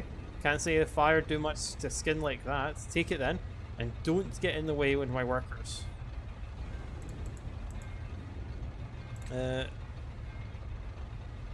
Let's see. Who are you? And why do they call you the Grey? Because I'm covered in soot most of the time from these blasted furnaces, and a nickname my labourers have given me out of affection, no doubt. Sure, that must be it. What's that supposed to mean? It means I'm agreeing with you. Well, good. The multiverse would be a better place if everyone did. Now I have to get back to work. Well, I've got myself some iron ore and a forge hammer and some tongs. And some rings. Let's give these to my lovely ally. And you the healing items. Stack my bandages up again. There's no need to have them all split across when I can easily bulk them up. Put the bone charms up there. Let's see, anything else? No. Right. Where is that person, the supervisor? Aha! Elisa! I want to forge. Got some questions. I need to use the forge. Certainly. Protection from planes, atomic hammers. Okay, thank you.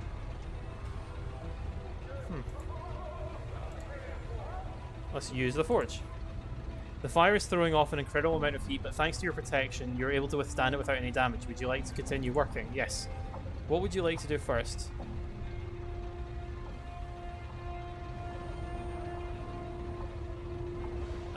Pick up the ore with the tongs and hold it in the flame of the forge. The ore softens rapidly, soon becoming soft to work. Your hands grow slick with sweat. Okay, let's place the softened ore on the forge and work it into shape. What would you like to forge? A battle axe. An axe will take some time. You're going to be damn uncomfortable for a while, but at least you're not burning to death. Are you sure you want an axe? No, something else. Something small and dangerous. A stiletto. Quick, easy weapon. And one that will get you away from this inferno much sooner. Are you going to make that? Yes. Now that is a nice art piece of work. Your stiletto is not only functional, it's perfectly balanced and deadly looking. Nice work. This will serve me well in my upcoming trials. Now to get out of the flames. Okay. A high quality stiletto. Neat. Apparently I'm a master blacksmith. Right, anyway, let's get out of here and away from the deafening din. I'm gone. Anything over here? I don't like the fact that they're just randomly swinging. Let's go back to the auctioneer and tell them of the good deed.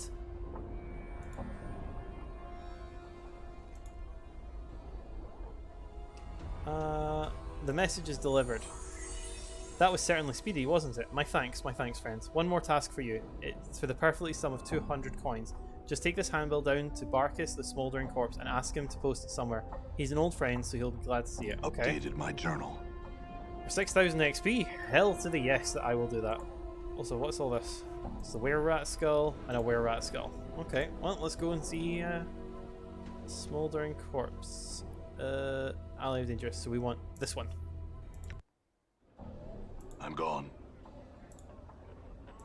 Barrier? Can we talk to you about anything special yet? You again? Let's see. Why were you so wary of me? I'll let you return to your business. Farewell. Right. Head on in.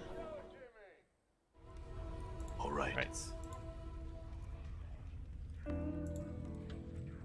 Barkis. Gilspur the auctioneer wanted you to this. Let me take a look at that. He takes the handbill from you and looks it over. He frowns it and says, alright, tell him I'll put it up. Anything else that you wanted? Just some answers. Nah,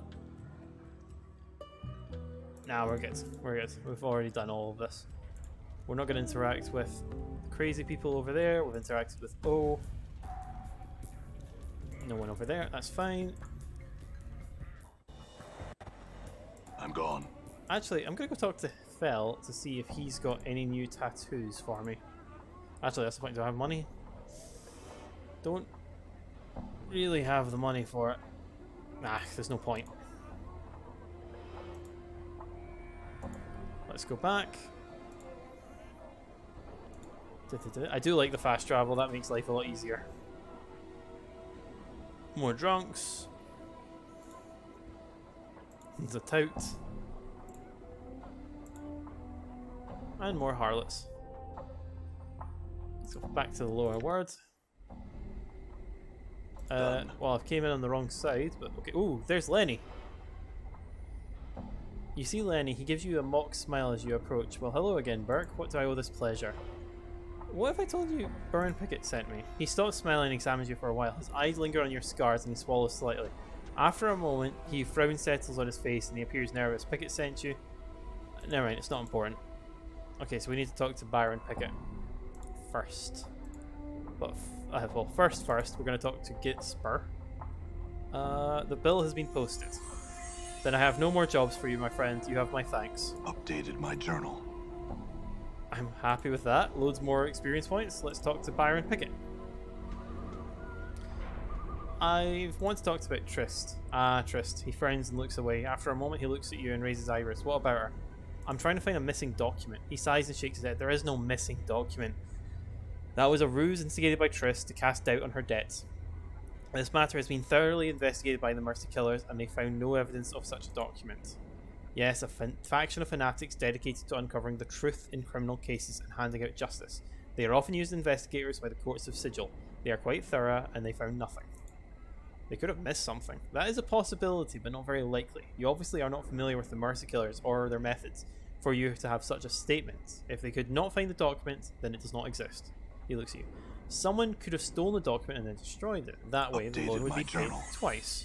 For a moment, he looks as if he's about to be furious with you, then a gloating smile crosses his face. What a terrible thought. Pity there's no proof of any such activity.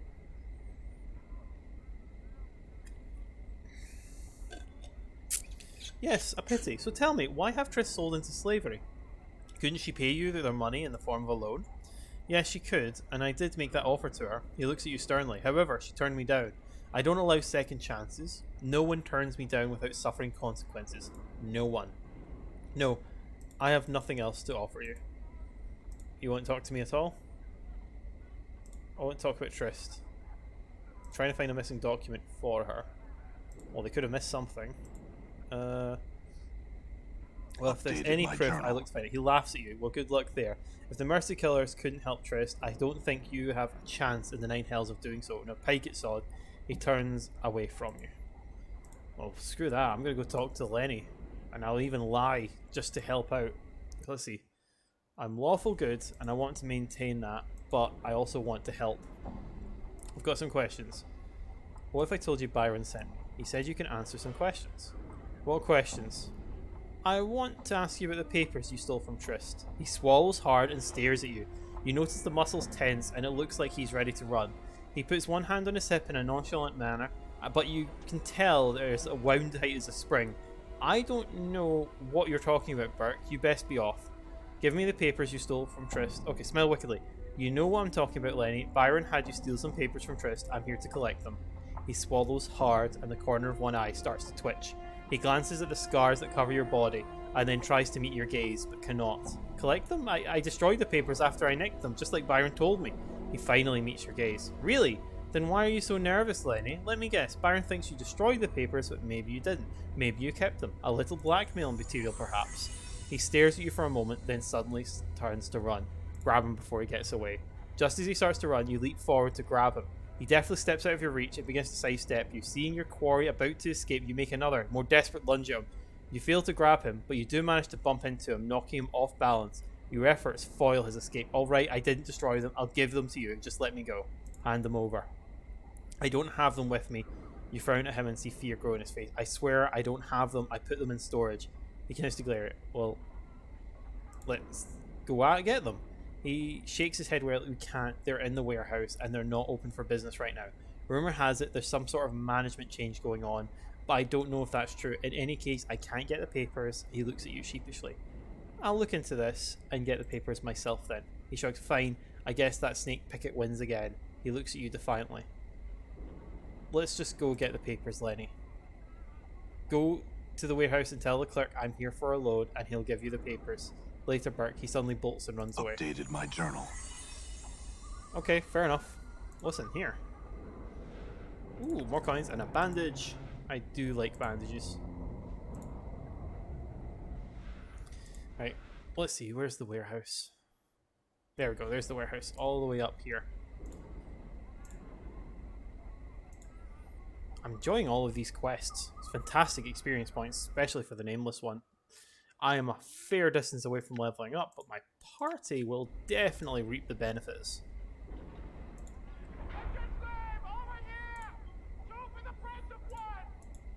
Two for the price of one, eh? Alright. Vault of the Ninth World. What are you? Welcome to the Ninth World. How may I serve you on this fine day? What are you? I am the voice of the Vault of the Ninth World. I am here to serve you. I'd like to claim something. I was told that to tell you I'm here for a loan. Oh, one of my secret passwords. Here are the papers you want, sir. Thank you. What else can I do for you? Nothing. Of course. What can I do for you? I said nothing. Why is this place called Vault of the Ninth World? Frankly, I have no idea. I think the owners thought that it would be a clever name for something. I'd like to claim something. I was looking for a large bag of coins. We have a bag of coins like the one you described, sir. But one thing from you, how much is in it? Somehow this guess feels right. 1,123 coins. Here you go, sir. Thank you for storing your goods at the vault. Well, farewell, sir. We at the Ninth World value your business. Yeah, I'll bet. Okay, well, we just got 1,123 coins. But Right. First off, let's go to Trist. Yes, I will give it to Duran and he will free you. A look of relief washes over your face. You think that she is about to faint, but quickly recovers. I thank you, Cutter. Please return to me after you speak with Darren. Where's Darren? This air's making my skull itch. There's Darren. You see a boisterous auctioneer. He is very animated and does a lot of shouting, yelling, and stomping. He seems to have a tendency towards melodrama and makes a lot of strange facial expressions as he waves his arms.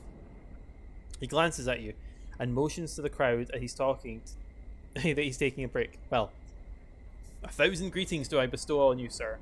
He does a double take when he notices your scars. You know, I take one look at you with my discerning eyes, and I see a man in the market with some healing charms. Well, do you have any charms?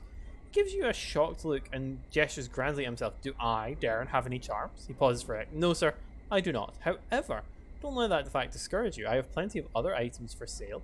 He points to the rear of the auction house where a group of people stand. You sell staves? No, sir, these are... Oh, you sell slaves. These are indentured servants, not slaves. For the most part, they are guilty of minor crimes, and proceeds from their sale will go towards their debts. After their term of servitude, they will be free citizens. It sounds like a good way to pay their debt to society. Whatever, I don't really... it sounds like slavery to me. He gives you a bright smile. I don't concern myself with such thoughts. My task is to sell their contracts as given in the court's sigil. He lowers his voice as he leans in closer, and collect a percentage for my efforts. You understand? You said they were guilty. What crimes did they commit? He shrugs his shoulders in an exaggerated way. I don't know for certain, but I guess theft, assault, or not being able to pay their debts. Okay, I've got some questions for you. I want to ask you about Trist. She says she doesn't belong on the block. I have proof that she is innocent. He smiles broadly, then laughs. Very well. Show me this evidence. He opens the document and quickly scans its contents. After a moment, he sighs, then folds the document and puts it inside his shirt. It seems the courts owe Lady Trist an apology, sir. From this moment, she is free, and I will make all the arrangements to have her status and property returned to her. Updated my journal. No, thank you. It's a rare individual who will do what you have done. He bows to you. Excuse me, I must speak with Lady Trist. Farewell. Ooh. Trist. You are my savior, Cutter. I will forever be in your debt. I was happy to help. Thank you, Cutter. She glances about and then pauses to think for a moment. You have saved me from certain death, Cutter. A slow, painful death. Please wait here. I shall return shortly. Okay. You see Trist approaching. She smiles and waves at you. Hello again, Cutter. Thank you for waiting.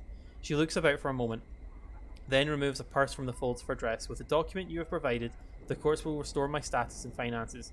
This is not much, but it is well-deserved reward for what you have done. She hands you the purse. Yay! Oh, all the money. All of the money. Let's see how my finances are doing. Very generous. Let's go and see if I can annoy this group. Byron. I have some questions, Byron. No, I've had enough of you last a lifetime. I will answer no more of your questions now. Pike it. Oh, it's quite satisfying. Karina needs a friend. I met a talkative woman. She told me that people tend to avoid her as she's lonely. Maybe I can help her. Oh.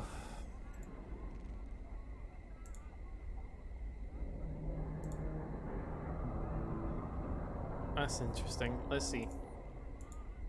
I need to find her a friend. Don't know if I can. If memory serves, I also should go into the merchant and talk with a group of people. Mostly about the siege towers. Something about that makes me want to go in here and have a look about. Mainly asks people to see. Let's have a nosy.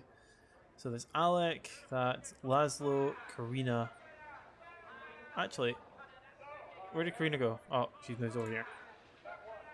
I just wanted to say hello. Good day to you. Okay, let's talk to Laszlo. See if he has anything. Do you have some questions? What can you tell me about the ward? Oh, why? It's the lower ward. Do you know why it's called lower? No, why? Well, as it's reckoned, the ward's got a mess of portals in the lower planes all riddled through it like cheese, so it does. So I suppose that's the name it stuck. Why are there so many lower plane portals here? It's a mystery to me, as it is to you, Cutter.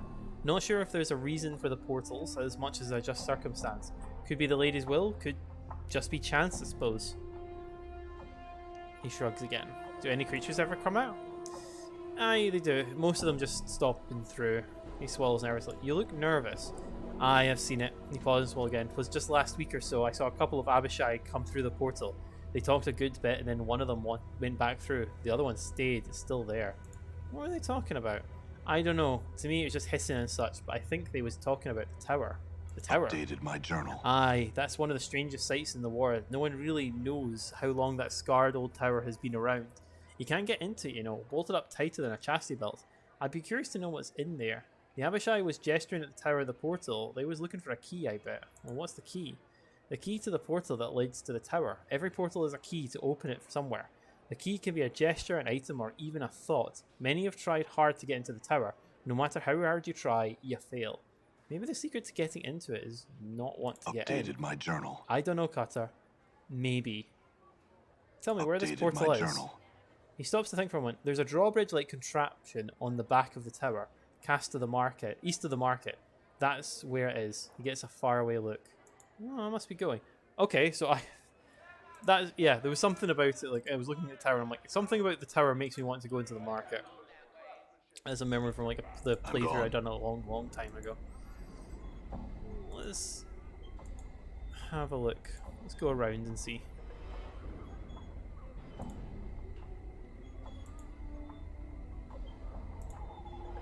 Suppress the desire to enter the tower.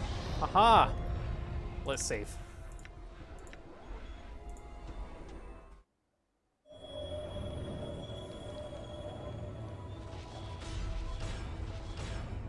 Okay, right. I like the look of you, Cox Metal. You see an iron creature. Its size is staggering. As if stood full height, it would shatter the roof of the siege tower. Thundering echoes rattle the walkway as the creature hammers away on its forge, and the smell of soot and ash fills the air. Updated my journal. Hello.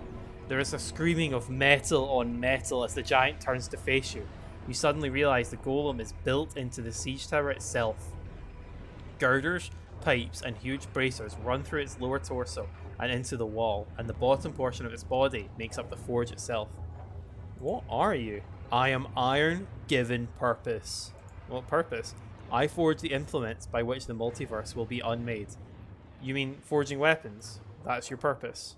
Metal is like flesh, both carry potential in their veins.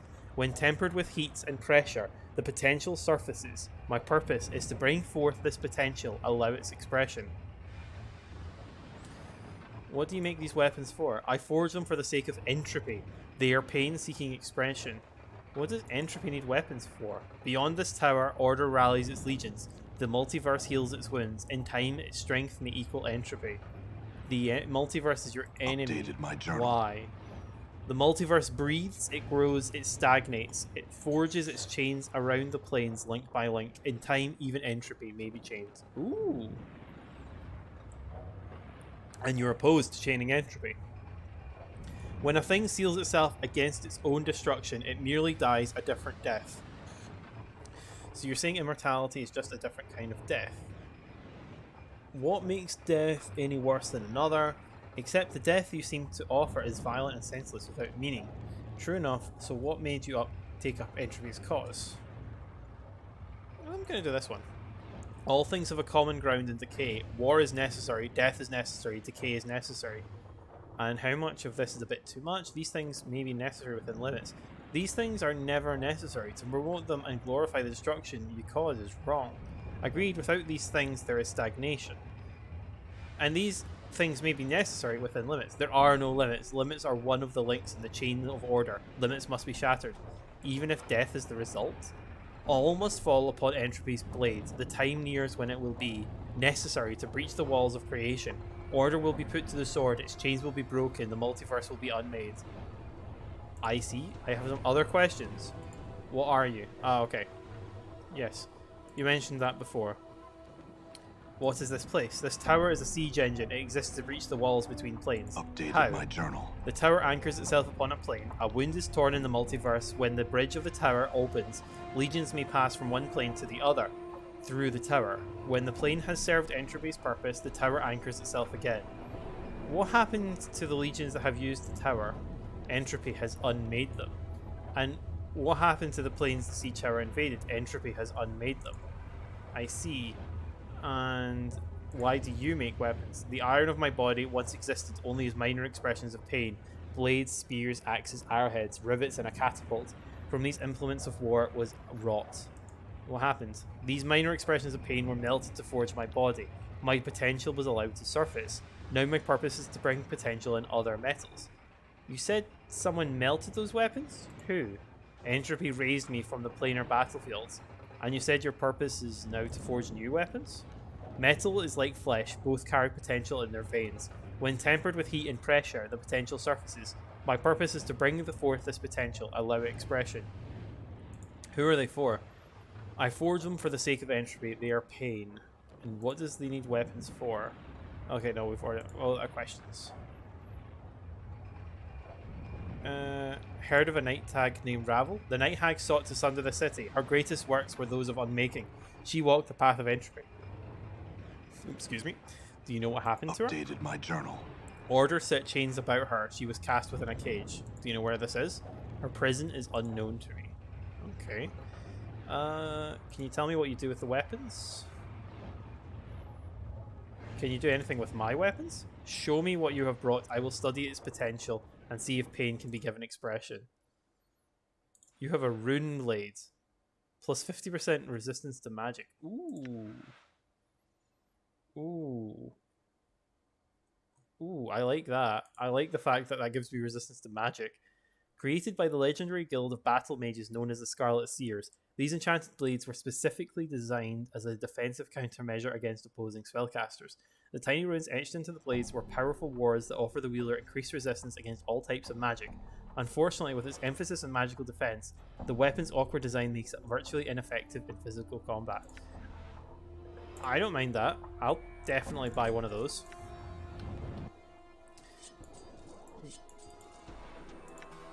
Get rid of these weapons and replace it with that, because you've suddenly given me magic 50% resistance. Nice. Nice, nice, nice. All right. Can I sell these back to you? I have a question for you. Can you do something with my weapon? Ah, you won't buy things from me. That's fine. That's fine. Let's see, have I got anything else I can ask you? Can you tell me what you do with these weapons? Why? What happened? Okay, right. Maybe that was made by Ravel. Anyway, we're now in the tower, so we know how to be here. Ah, there was the exit. Neat. Done. Neat, neat, neat, neat, neat. Oh, what's in the box? A poor quality stiletto. Mine's is better.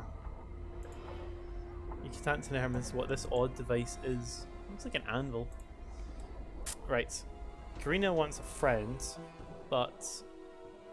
Ooh, coffin maker. Ooh! Ooh, is this going to be the Himmel place? Dimtree, Hamris. There we go, that's who I was talking about. Ooh, coins. I will happily take those out of this coffin. You see a rugged-looking, square-jawed man. He turns to you with a wide smile. How are you, Clutter? Good day to you. Good day indeed. He squints at you for a second, then juts out his hand to shake yours. Hammer's at your service, member of the harmonium and the fashion or fine coffins of the recently departed. I think I know you, do I not? Let me see if I can place it. He pauses to think. Sharp with names I was in the harmonium. Let me tell you, knew everyone in the entire ward. Well, I've got some questions. He nods at you. Ask away. Give you a broad smile. I heard your father died. Can you tell me what happened? He frowns at you. Well, he disappeared some time ago. I can only assume that he is dead. Where did you hear that? I don't recall. You say he disappeared? Oh yes, many, many years ago. My father was a talented stonemason, and he did not only construct sarcophagi, but he was also quite skilled in tomb design. Perhaps from a cross sigil. The room begins to fade around you as a memory tugs at your consciousness. Okay. Updated my journal. You find yourself standing in this very shop talking with an older man while a child sits in the corner and plays. On the counter between you and the shopkeeper is a set of plans. He seems to be explaining some intricacies on the construction of a tomb. Your vision fades as you try to examine the details of the plan. When your sight returns, you are standing in a cavern in front of a tomb. Above the entry you see the slogan "Engineered for Eternity" clearly carved in the stone. The shopkeeper is standing next to you, a broad smile on his face. He gestures to you and begins to walk into the tomb. You quickly match his pace from behind and draw your blade. Oh. You find yourself back in Hammer's shop. He is looking at you with some concern.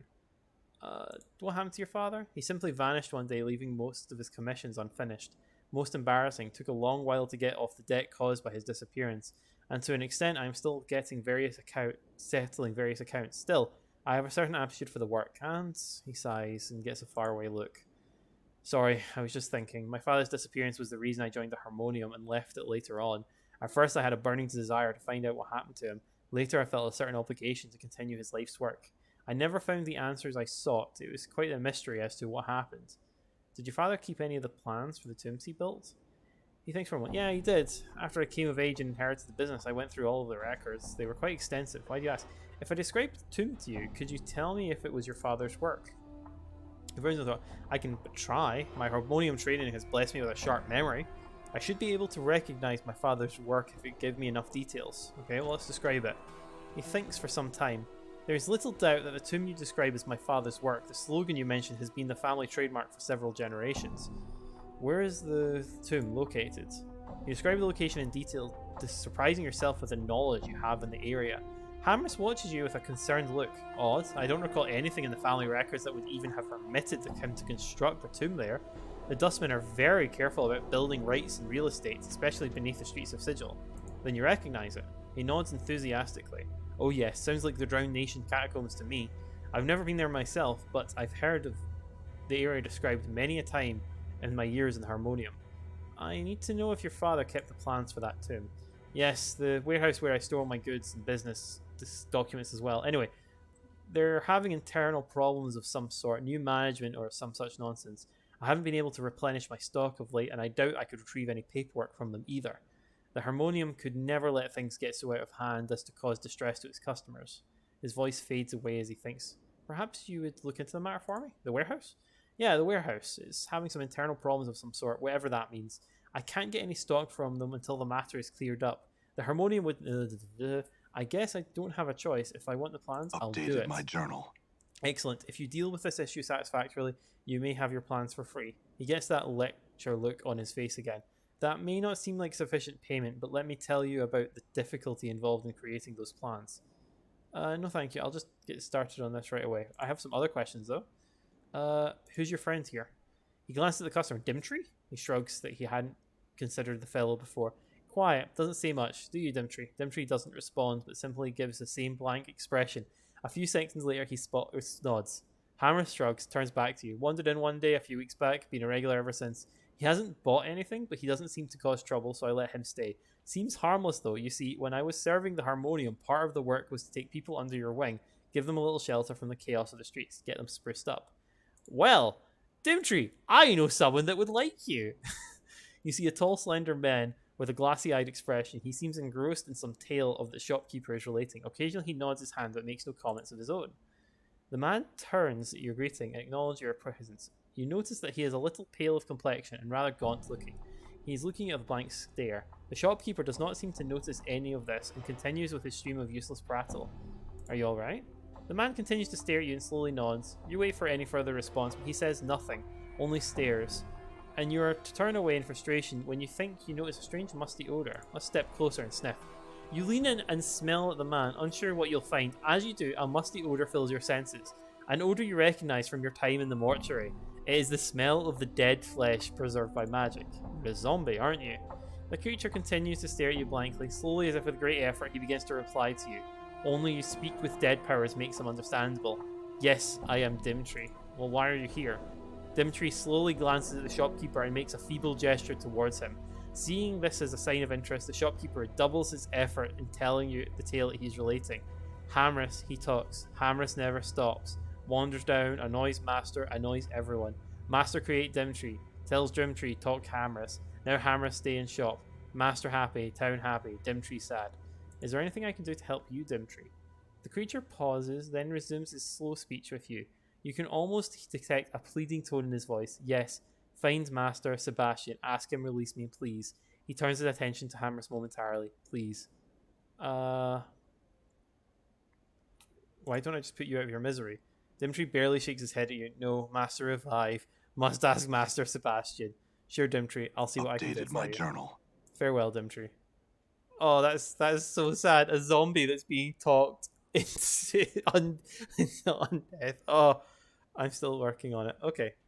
Oh, that is deeply, deeply sad. I'm gone. Let's go talk to Sebastian. I like this area. This area is a lot more fun. No, I say fun. It's actually just a very enjoyable, pleasant area. Sebastian, I want you to get that zombie. Actually, I want to talk to you about Dimtree. He stares at you for a moment, then sighs. What about Dimtree? He wants to be released from his curse. He gives you a surprised look and then waves you off. I find that hard to believe, Cutter. Dimtree doesn't have the mental power to desire anything.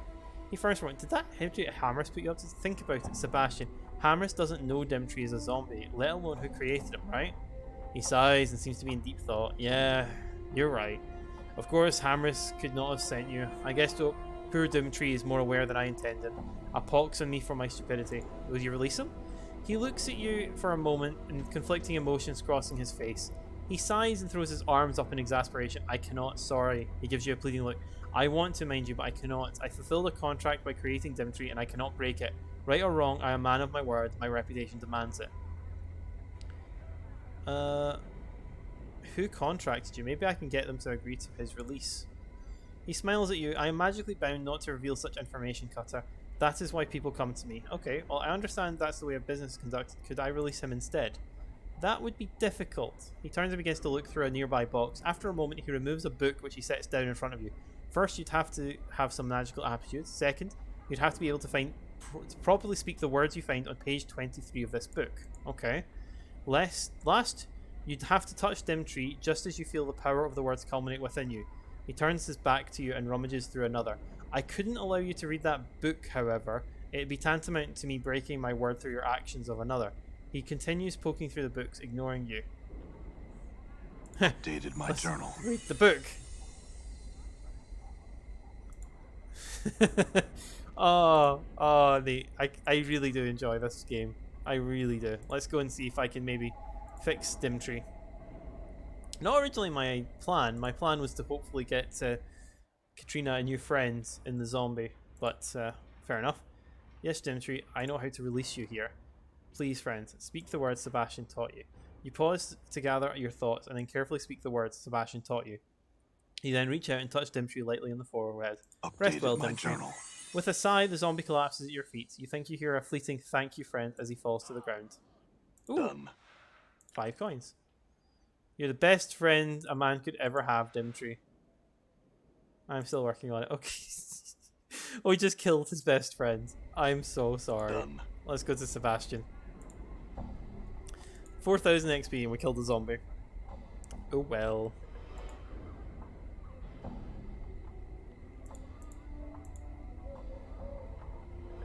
How may I help you? I like Sebastian. He gave me 2 charisma points.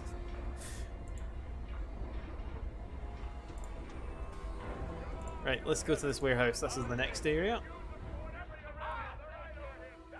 Done. Oof. Lena, Canal, and Otis. Can I go through there? Yes, I can. Let's talk to the knight. Oh. Or run around. What is this place? The lower vaults of the Ninth World is pleased to serve as a warehouse in the lower ward and all its sentience of sigil. Our motto is, when one world just isn't big enough, we provide storage place for those that have little to spare. Our prices are competitive, our service exemplary, and our constancy as customers is known throughout the plains. Well, what are you? I am the voice of the vault. I am here to serve you. Is this place really as big as a world? No, it's just a marketing exaggeration. There's a lot of space here, but not that much. Why is it called that? I'd like to claim something. I was told that I could retrieve some plans for a tomb here. Ah, plans for a tomb? You don't look dead, sir. Not that it's any of my business if you are. Here are your plans, sir. Can I get you anything else? Another question. I'd like to claim something. I was looking for a large bag of coins. I'm sorry, sir. That item has already been claimed. Would you like to claim something else? Yes. Nothing. Farewell. Farewell. Okay, that was relatively simple. Let's talk to Otis. You see a hulking man, dull-faced and slack-jawed. His muscles, however, are truly a sight to behold. He regards you steadily with dead eyes. Who are you? No, talk to me. Talk to Lena. Okay, Lena is. You see a middle-aged woman with a face care-lined and compassionate. She looks at you. She's led a hard life. Can I help you with something? Who are you? I'm Lena. Supervise these other 2. What is it you do here? This is a storehouse. I'm the supervisor. Things get stored here. They get taken out. She shrugs. I see. Okay. Connell? You see a thin, skulking man. His lungs are. You startled me. I haven't seen you around here before, stranger. What do you want from me? Well, who are you? I'm Connell. I work here. And what's this place? He looks at you carefully to see if you're joking. It's the Vault of the Ninth World. It's a storehouse. Didn't you read the sign before you came in? Not that carefully. Who are you? Thanks for your answer. Okay, right. So there's nothing special there, but we've now got the plans for the tomb. A tomb that I think I'm pretty sure we've already been in. But it makes me feel sad, the potential that we murdered the architect. That makes me very sad.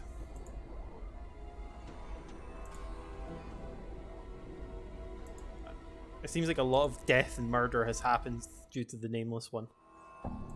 Okay, Hamris. Yes, I've dealt with the situation at the warehouse and got the tomb Updated my plans. journal. Well done, Cutter. As I said, you may keep whatever you recovered from the warehouse as your reward. Thank you. Got some questions. Going now. Wait, let's have a read at the plans. Use. The plans would make more sense if you were in the tomb itself. You would then make direct comparisons between the plans and how they were implemented. I'm gone. Okay. Done. Well, we know a quick way to get into them. Done. Like a super quick way. But to be fair, we've already done them, but I want to explore this. Done. Well, not explore it, but I want to investigate the whole sort of corpse side of things. Let's All right. go down. Where was the portal? I think it was over here. Oh, where we're at.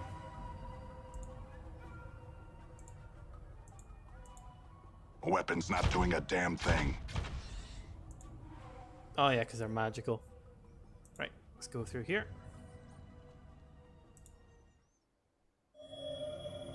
Neat. And go straight I'm to the gone. Dead Nations.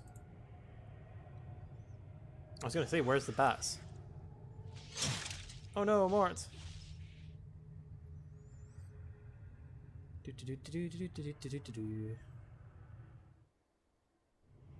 I'm gone. Right. Let's go to the southern area. There we go. I'm gone. Running through. Don't think there should be anything that's aggressive to me left through here.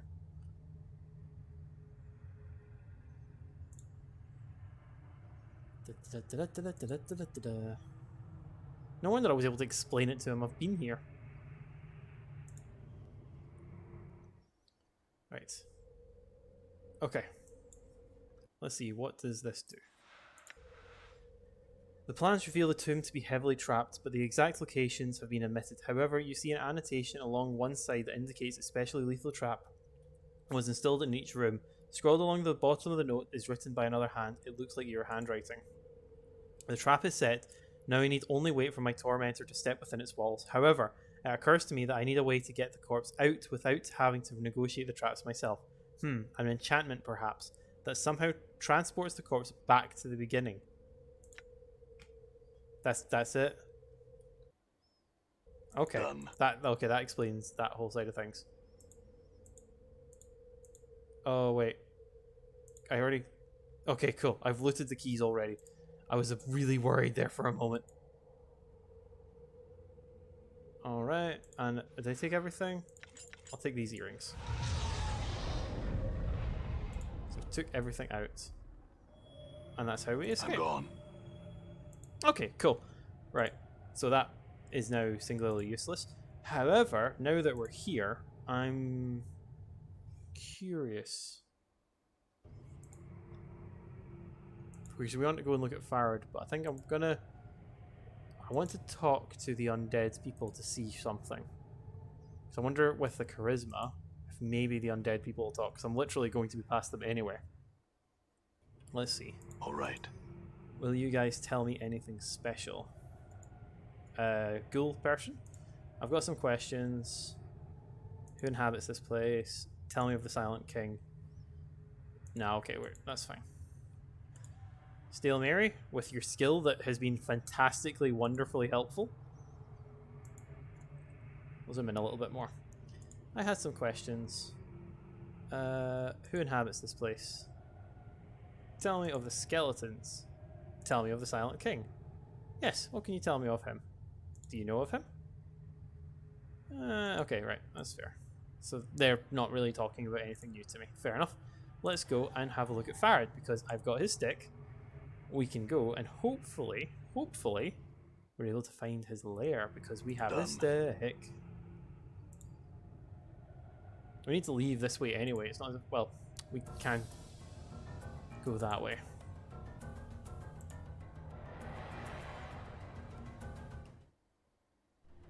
I'm gone. Alright, mate. Can you open the gate for me? He looks at you and swings open without a word. Thank you. You're so very kind, you dumb person.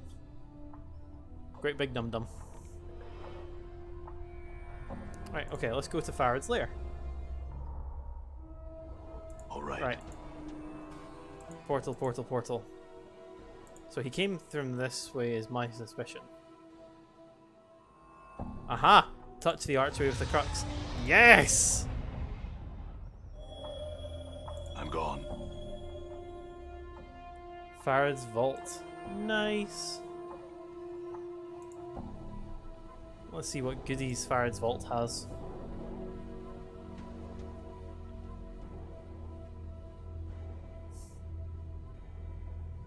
Give me a second.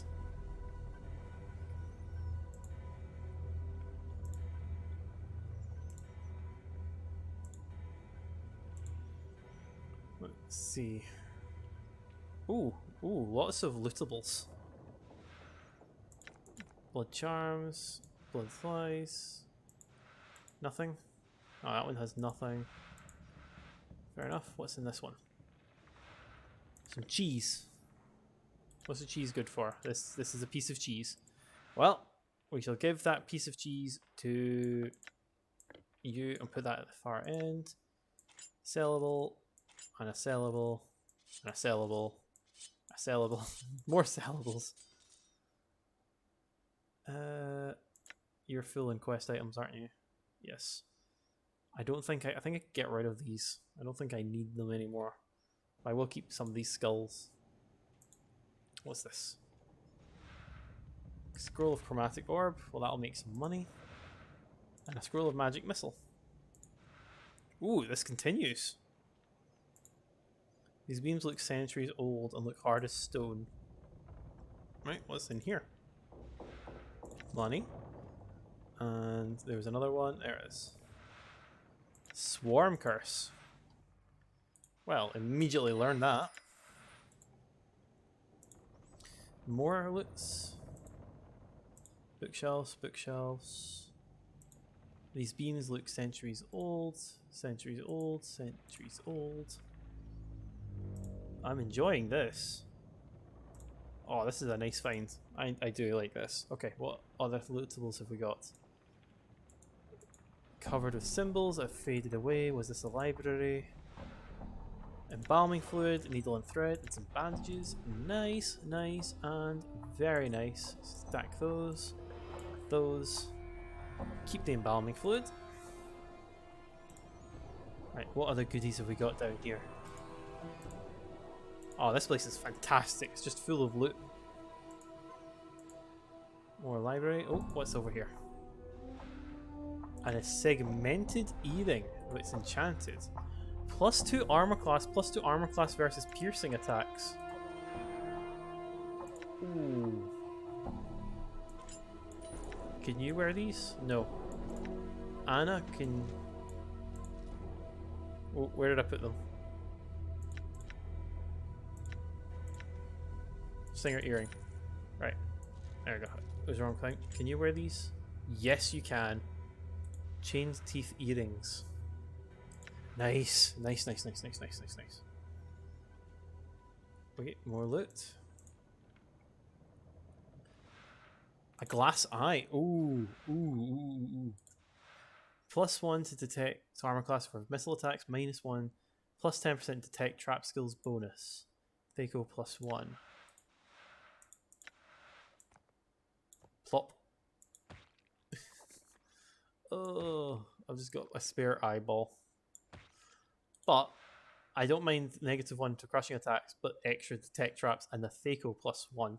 +1 to missile attacks is nice, because I don't really want to be in melee, which is okay. I'm gone. Right, what is down here now?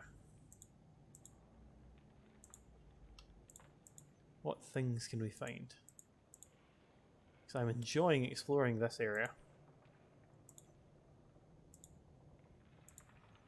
Oh, that was some good rewards. I am...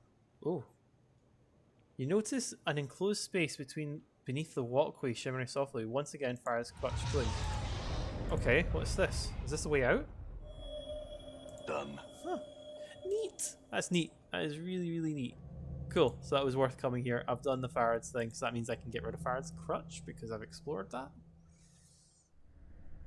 And I'm I've got gone. tons and tons of loot.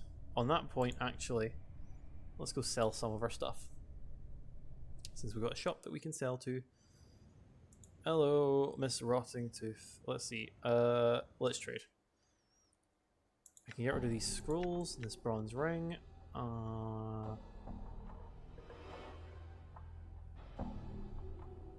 Get rid of these as well. I don't need them for the moment.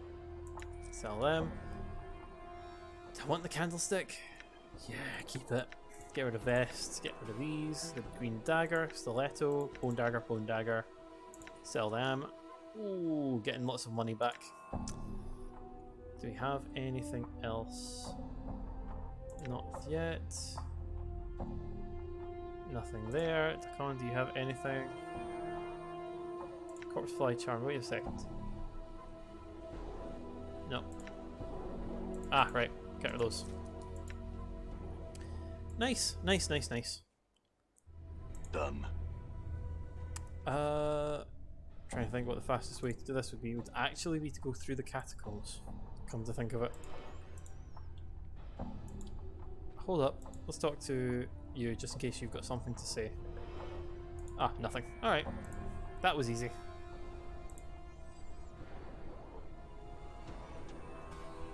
What's this? You know, it wouldn't kill you to say a few words to me, Fiendling. All right. Or hug me. Or kiss me.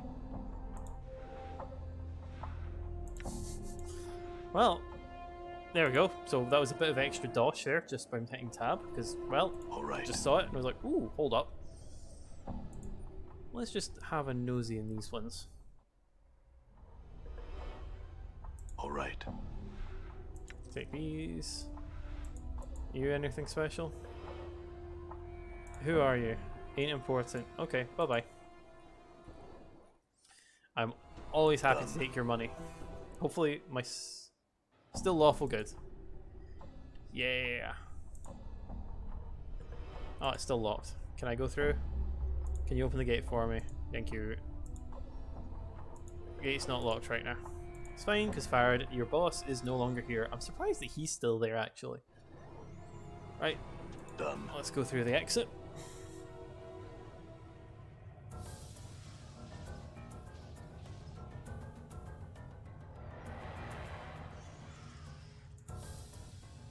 And we're out.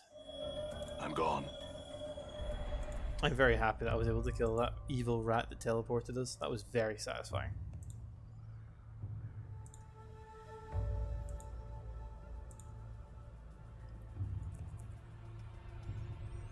And we leave. I wonder, actually. Have you got anything new to tell me?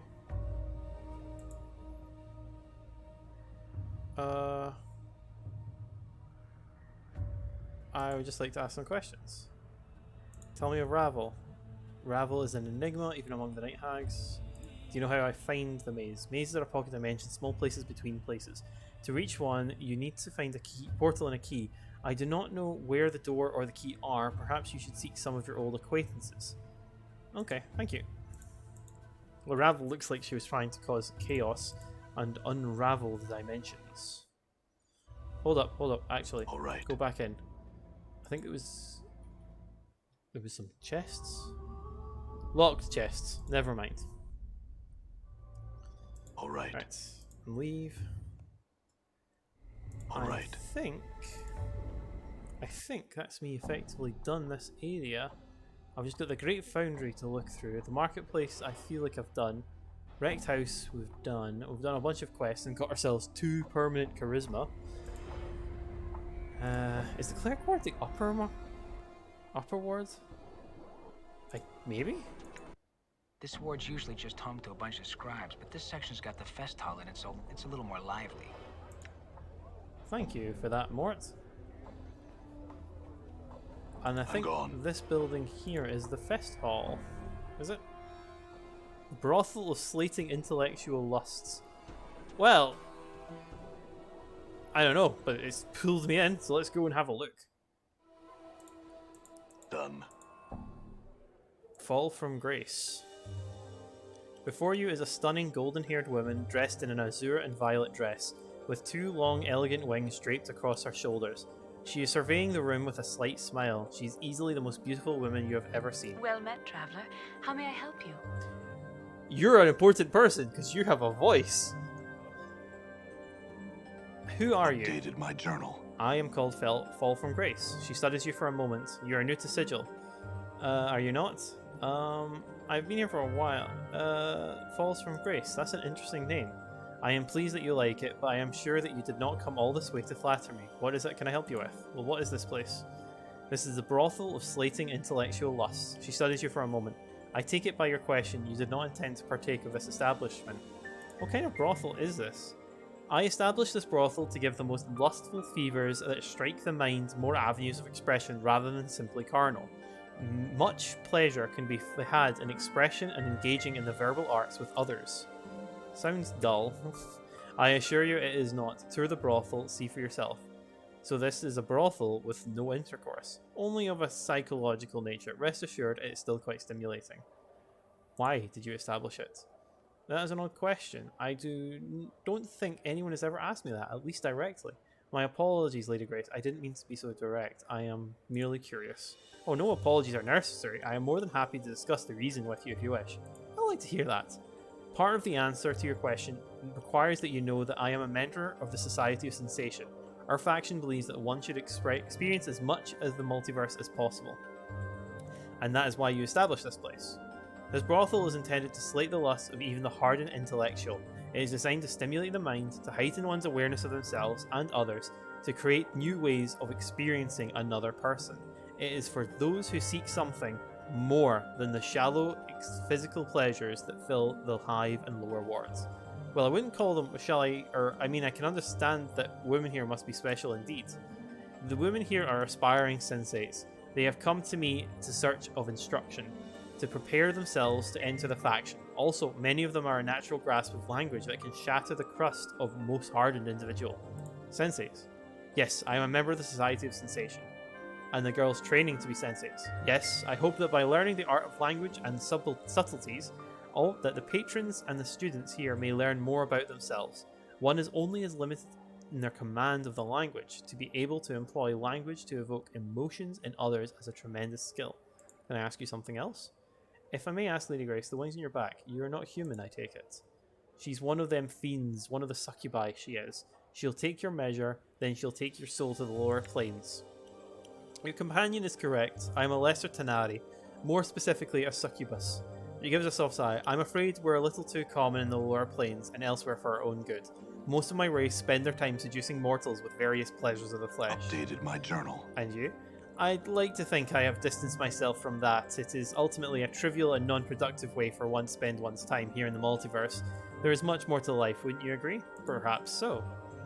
I came here looking for helps. Perhaps you can help me. I seem to have lost my memories. In doing so, I've lost myself. You have been stricken with amnesia. Grace looks pained. How terrible. Do you have any idea how it happened?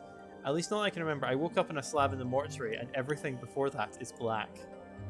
I think so. The dustman mistook me for being dead, or I was dead, or something. All I know is that I regenerate wounds quickly. I could be immortal, but I don't even know that for sure. Grace seems to be appraising you with some renewed interest. Those scars in your body. She reaches a hand to touch you. Sure. Grace drags her finger across your chest lightly, tracing the edges of your scars and following the curves where they blend into some of your tattoos. She seems fascinated. These scars do look as if they would have taken several lifetimes to accumulate. They certainly do, though some are more recent. Grace steps back. Some of those wounds would have been fatal to a normal man. She taps her chin. What do you intend to do now? Let's see. I need to get my memories back and my life back. I intend to scour the plains and search for inside myself until I can piece together who I am and what brought me to this state. Don't really know. Okay, first one. She's still thinking, her finger tapping. I must say, I've never met a man who had lost himself in the literal sense. Forgive me, but your condition is intriguing. Intriguing? Frightening is more like it. I don't like to know... Oh, let's see. I'm glad you think so. It is that, yeah. If it will help, you are welcome to tour the brothel. Several of our students are well versed in the verbal arts. Perhaps some of them will rekindle your thoughts. I may do that. Updated my journal. Let's see. Would you like to join me? Anna stiffens and then starts muttering under her breath. Who's to say she'll be coming with us? We didn't like the lead looks hard, so's we don't. Bar that, fiendling. Mort clacks teeth together. I'm all for the succubus coming with us. The powers know you're about as fun as passing a caltrop through your bowels. You'd be best watch your bone box, Skull, or I'll rattle you so hard you'd be picking your teeth off the spire. Travel with you? Grace smiles slightly. She seems to be ignoring your companions. That's rather forward of you. I'd rather be honest with my intentions. You seem extremely pleasant and well versed in the ways of the plains. A companion with that kind of knowledge would be welcome. Yes. Hey, wait a minute. I'm the one well versed in the plains. That's my job, Chief. Having two people knowledgeable about the plains in their band seems pretty smart to me. Besides, I said pleasant too, Mort. pleasant on the eyes, maybe. It looks to me like all some chick has to do is show a little skin and you'll sign her right up. Mort falls silent. Not that I mind that really, I just thought I'd mention it. Noted, Mort. Look, Lady Grace. Excuse me if I'm being too forward, but would you care to travel with us? I appreciate your offer. I shall counter with some of my own. Why should I travel with you? You mean you wouldn't be interested in traveling with an immortal amnesiac who is searching the plains for himself? Lady Grace, I intend to travel the plains, places perhaps no one else has ever been to or could reach. Would that interest you? How exciting can this place be? You're a sensei. Okay, I like number 2. That would indeed. She cups her chin in her hands for a moment, yet. You mean you wouldn't be interested in traveling with an immortal amnesiac who is searching the plains for himself? Oh, I would be extremely interested. She smiles slightly. Such a suggestion is intriguing. Make no mistake about that. Then you would like to travel with me. If you wish me to, then there is something you must do for me. There are 10 students in this establishment. I would like you to speak to all of them and then return to me with your thoughts. Then we shall see if we shall travel together or not. Very well. I will go and speak to them. Updated my journal. Oh, this is going to be an interesting time. Let's go in here. What's in the closet? As you make to search the armoire, its handles suddenly yank out of your grasp as the drawers slam themselves shut. A disdainful humph issues from the cabinet. Hello? Hello indeed. The armoire gives another humph. So what have we here? A rogue after some lady's frilly undergarments? You talk? Do I? Why yes, I do. Who are you? I am Louis. And who are you? Thoughtless, uncouth fellow rummaging about in other people's things? Never mind that. What are you doing here? Well, sir, if you must know, I am being an armoire. But why are you being an armoire in this brothel? I happen to have become an armoire because I want to be an armoire. Thank you very much. It's not to watch the ladies undressing, nor to have them place their soft, sweet-smelling undergarments in my drawers, where they can rub against my skin. Such accusations are an insult to a practitioner of the magic arts. I am merely soaking in the experience of what it means to be an armoire. The sights, the smells, the sensations. So all the women know about this. Yes, they do. They are wholeheartedly approve of, well, not with their entire hearts exactly. And while they have not spoken of their approval in my presence, since they are not aware that I am an armoire, I would not want them to know that I am anything but, and so have been able to inquire upon the matter. I'll need something from you to keep quiet about this one. Very well, Posh. Open the third drawer, you scalawag. As you reach your hand into the drawer, it slams shut on your fingers with great force. Searing pain races through your battered fingers. Haha, cretin idiots, opens the drawer, I said, and you reach in. He slams the drawer again for emphasis, then begins shaking with laughter. I'm going to tell them right now. First, I would tell you one thing. I have been popping in and out of the brothel for a good long time. I'm quite knowledgeable regarding both its occupants and their activities. I assure you that talking about me is utterly worthless. Not only will you lose me as a potential source of information, but I'll simply disappear before anyone comes to investigate your claims, leaving you looking the fool. Okay, well, I've got some questions. Can you return to your normal form? The armoire seems to think about this for a moment. I have no need to share such secrets with the likes of you. And besides, there is no cause to change back at this present moment. Since I have not yet experienced the full sensations of being an armoire, it is a complex thing to hold and sport. Soft, frilly clothes. Oh. Can you tell me of this place? I would have a man find out for himself rather than tell the whole of it.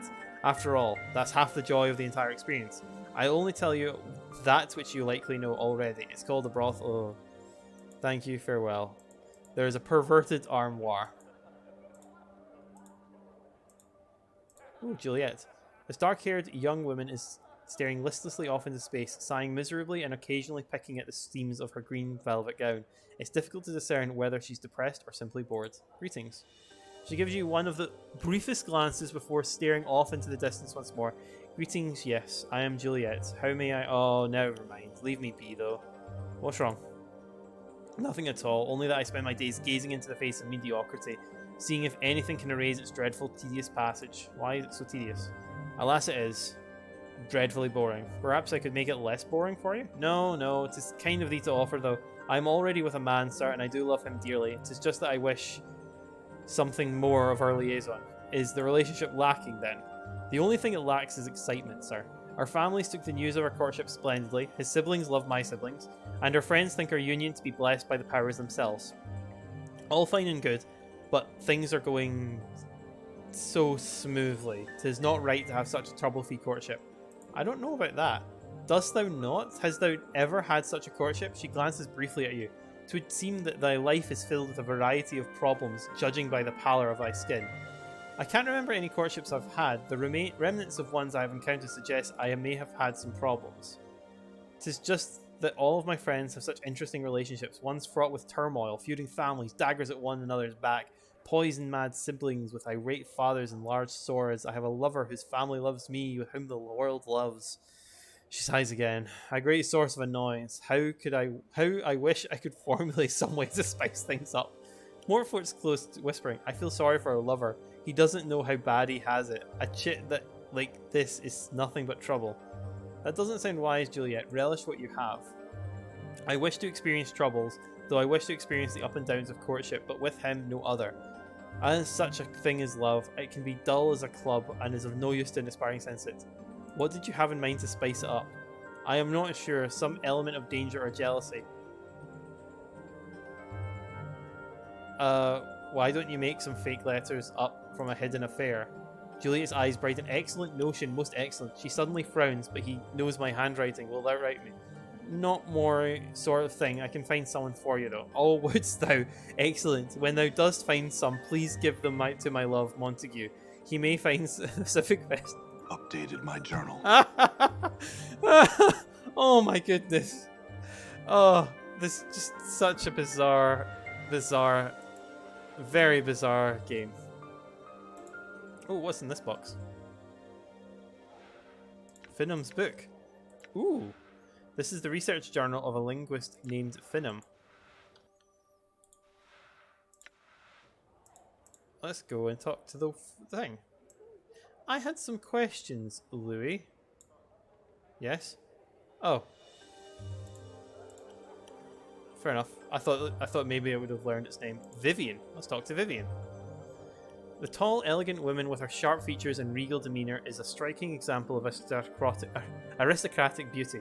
Her clothes appear to be spun of silver thread, and a small phial dangles from her necklace. She is perfumed with an exotic, erotic scent that seems to draw you towards her. She looks you over, arching an eyebrow with what seems to be disdain. Greetings, my name is Vivian, and am I to presume you're being summoned? No, I just had some questions. What are you doing here? Aside from my work as a student, I am looking at something actually. You would not happen to have smelled it, would you? Smelled it? Yes, I have a particular scent that seems to have gone wandering. It is somewhat difficult to keep in one place. I hope that someone did not take it by accident, though you never know with the ladies around here. You smell quite nice right now, you know. How can a scent go wandering? I had meant to infer that it had been taken. The ladies here are a bit jealous at times, and have known to take various perfumes for themselves. This time though, someone has absconded with my own personal scent. I worked on that scent, perfected it, and now poof, 'tis gone. I need not bear such annoyances. Vivian stomps her feet. I want that scent back, and I want it now. How would you know if you found it? You would know it by the smell, I assure you. It is quite striking, especially to men. I can help you. Vivian seems to you. Are you certain? I do not wish to impose. No imposition. I am pleased to help such a lovely woman as yourself. My journal. Anna mumbles something angrily. You catch the words piking and idiot stick. Vivian smiles and nods to you. You are too kind. Very well. If you run across it, please let me know. I am something anxious to get it back. A one-of-a-kind scent, really. Okay. What's in this room? Nenny Nine Eyes. This petite, attractive young woman is smiling blissfully and humming to herself. Her wild, pale blue eyes seem to constantly drink in her surroundings as she looks at you. The smiling young woman curtsies gracefully and looks up to you smiling. Well met, good sir. I'm Nenny, and how are you this fine She suddenly notices your scars and places a gloved hand over her mouth. Oh my, you're hurt. All over. Mort spins around, mocking the girl's obviousness. Power is above, Chief. She's right. I've never noticed before. You're covered in scars. They're all old scars. I'll be fine. She nods quietly, lowering her hand. Huh? She can't... I have some questions. She can't seem to tear her eyes from your scars. Oh, how shameful of me. Don't mind my rude staring. I am Nenny. She might be made a little curtsy. And it is my great pleasure to welcome you to our brothel of the slating the intellectual lusts. She returns to staring at your body. You have tattoos under those scars too. What's that one? That one looks fascinating. Look at the way the lines of ink. I think that's ink. She squints at the tattoo, then reaches out. Let's allow her to touch it. I think that's ink. She traces a finger around the edges of the tattoo. Is it ink? And what a pattern. Look at the way the lines intersect here. She touches the center of the tattoo. That's simply amazing. She purses her lips and frowns in disappointment. I could make it out better if there weren't so many scars. There's nothing to be done about the scars. They're permanent. Oh, I'm sorry. Pox on me for even mentioning them. But I have to know. Are you absolutely sure you're alright? I'm looking at you and I can't help but believe that you're not in some kind of pain. None of the physical variety, really. Oh, are you hurt inside? In the head? She clasps her hands eagerly. Mayhap I can help. In fact, I know I can. Part of the sensei's training is to learn how to draw hurt from others. My mistress says a sensei may draw pain from a wound and bring it into oneself, but nonetheless I can help. May I try? Sure. Nenny clasps her hands and makes to rest lightly on your forehead. Okay. As she draws near, you notice Nenny's skin is lightly perfumed with the scent of lilacs. She rests her gloved hand gently with your forehead and closes her eyes. She hums lightly to herself and you feel a faint warmth spreading through your body. Oh, thanks. That felt nice. Sure. So glad I could help. Nenny beams at you. She seems ready to burst with joy. Okay. I'm trying to find Vivian's scent. Do you know where it might... Nenny frowns deeply. I just can't. I can't say anything bad about anyone. I'm just no good about it. It's not bad to point out a thief, Nenny. Oh, but I don't know if she's a thief. And then he bites her lip and looks at you with pleading eyes, as if she just wishes to leave the topic alone. Look, why don't you try and say something nice about her? Oh, alright. Nenny puts her hands on her hips and frowns deeply, almost exaggerately. You resist the temptation to laugh. Ooh, I dislike her very, very much. She pauses for a moment, then looks at you with a corner of her eye, as if gauging your reaction. Was that convincing? Not really. Nenny frowns. I knew I wouldn't be any good at this. She looks up at you, depressed. Do you know how hard it is to say bad things about someone? It feels so wrong. Why don't you practice on me, Nenny? I suppose I could try. She looks dubious. You big, mean, nasty brute. She puts her hands on her hips. Meanie. She looks at you. How was that? Put more accent on brute. You big, mean, nasty brute. Better. Now hit me.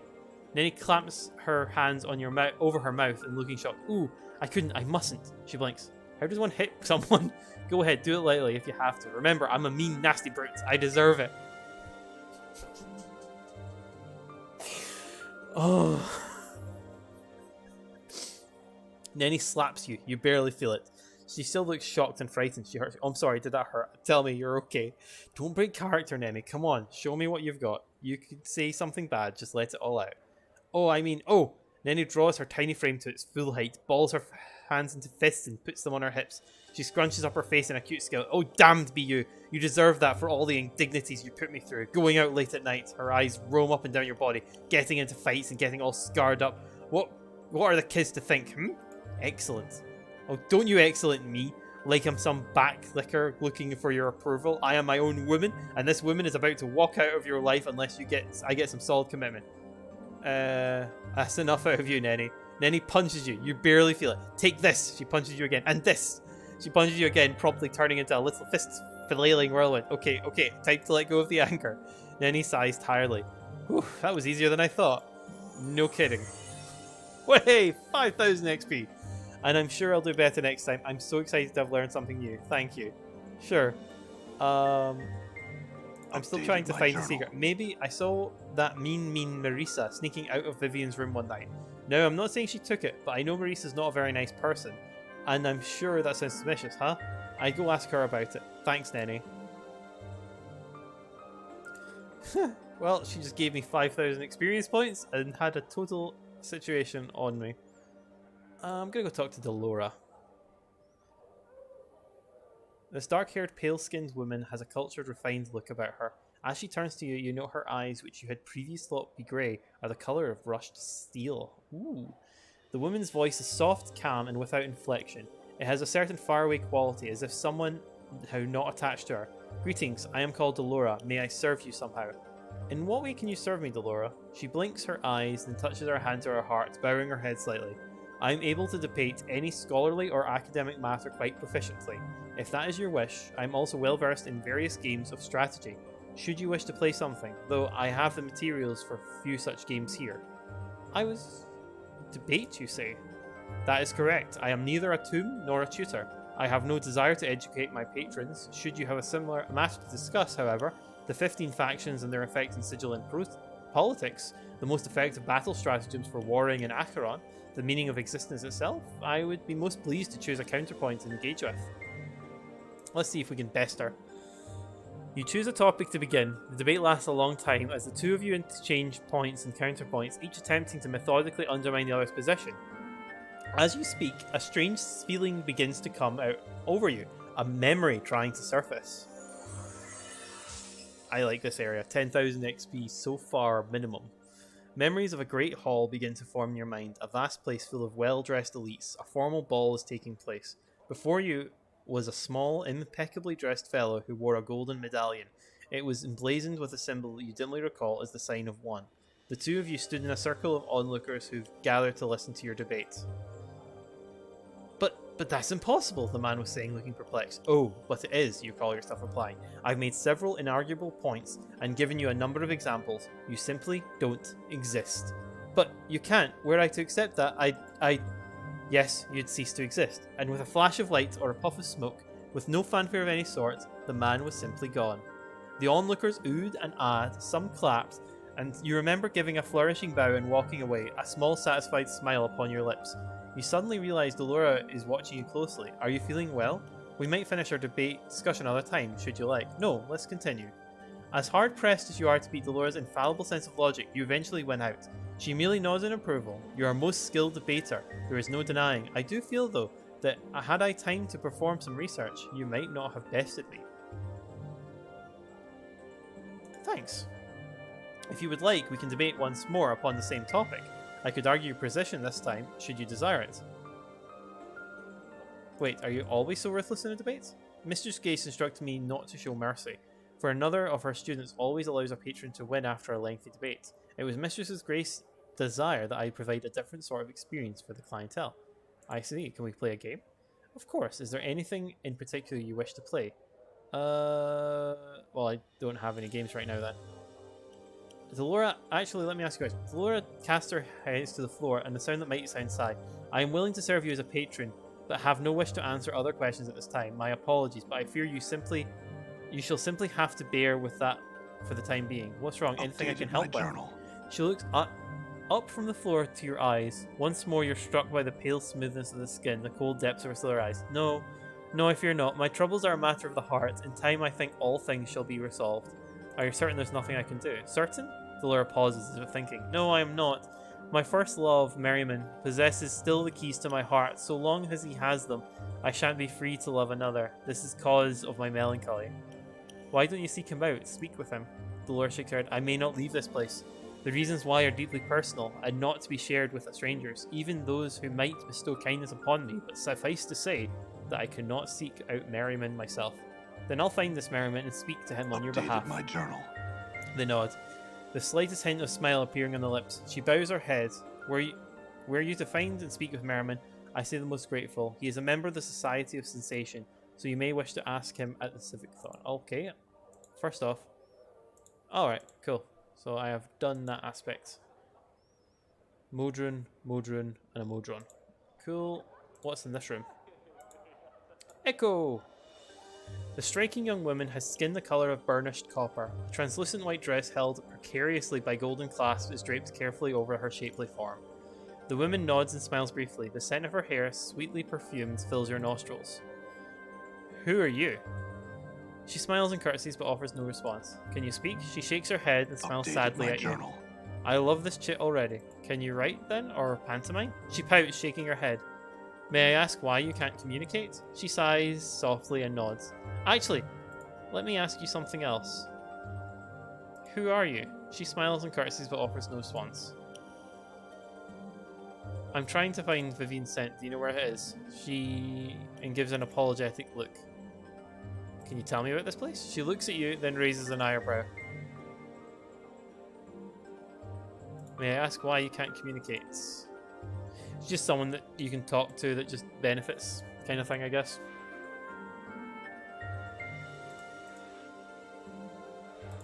Okay, well that was an easy-ish one. Ooh, what's in that drawer? It's locked. That's fine. I'm not really into the pick locking thing in this area so far. Any valuables in this one? Ooh. Ooh. Hold up. Hold up. That's a secret door.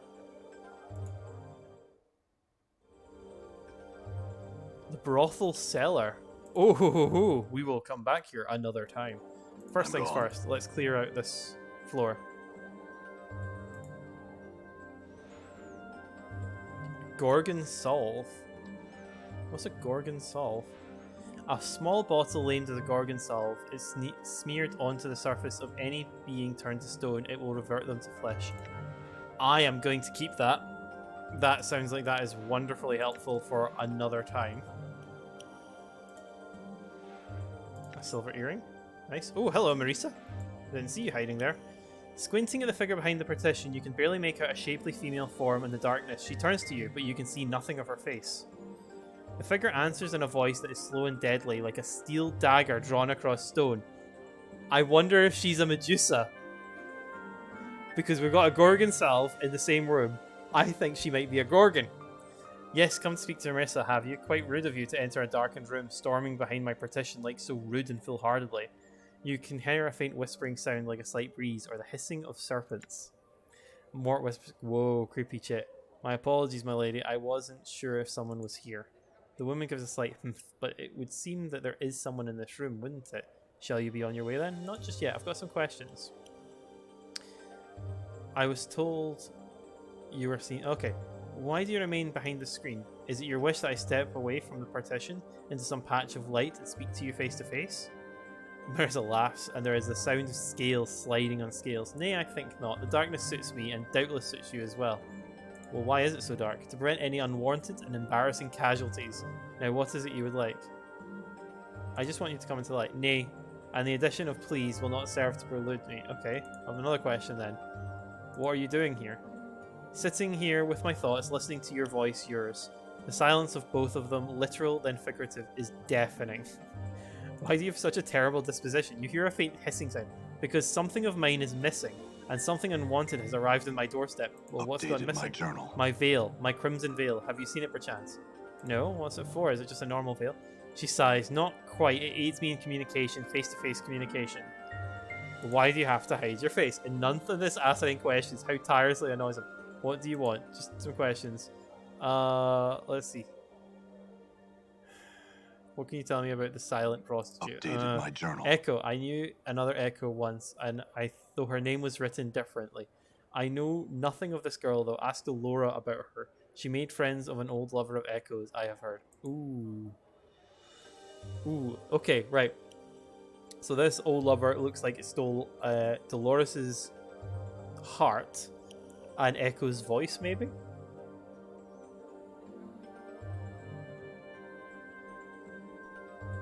I was told that you were sneaking away from Vivian's chamber recently. Is that connected with her missing scent? Journal. Marissa says nothing, though an angry hissing issues from the darkness around her. Yes, I've been known to creep into Vivian's bedchamber for some of her perfumes, though I doubt you'll meet another here who hasn't. If you're implying that I've got her personal scent, well, feel free to sniff around. You'll not find it in me or my chamber. I assure you, perhaps, whoever took my Christmas prisms and veil took Vivian's scent. I have another question.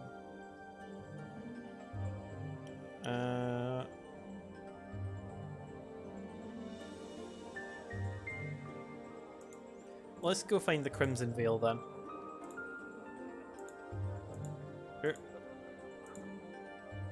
Let's see. Kasai Ceres. This alarmingly voluptuous woman has a thick name of wavy raven-coloured hair, bluish skin, and shimmering crimson eyes like rubies which have fires lit behind them. Though she is not beautiful in the typical sense of the word, her features are exotic and all not together unattractive. The woman's voice is deep and sensuous, and my greetings to you, sir. Her burning eyes roam over you. I'm Kasai Ceres, so tell me, what might I do for you? Anything. Kasai laughs heartily, revealing canines long enough to be considered fangs. She shakes her head and smiles at Mort. Truly though, please, what can I do for you? Well, what do you usually do for patrons? Talk, of course, usually about dreams. Often those erotic in nature, but not always. Kasai winks at you, smiling. So, would you like me to tell me yours? Don't be shy, I've heard everything. You know nothing will shock or surprise me, and I'd so love to hear people's dreams. We can trade if you'd like. My dreams were recently revised when I saw you, my lady. I don't have dreams. She are truly, how sad. Even fiends and devas dream, you know. Are you certain? Quite certain. No dreams at all. Too peculiar. I'm at a loss at what to say. Well, I did have some questions. I'm trying to find Marissa's Crimson Veil. Do you know where it might be? No, I haven't seen it since the last time she wore it out. But Nenny might have something, so try asking her. I'll admit it's been nice. Marissa won't leave her chamber without the veil, and so we've all been spared at her foul tongue, leaving us only Kamaxi to deal with. Kasai smirks. That Kamaxi is the worst of the two, though. How so? Marissa's haughty and mean, but Kamaxi, she's a bitter, spiteful monster of a woman with a venomous tongue and a demeanor of a Balor. I can't see why anyone would like to speak to her. I sincerely doubt her appearance makes up for any flaying, poisonous mouth of hers, but she receives patrons nonetheless.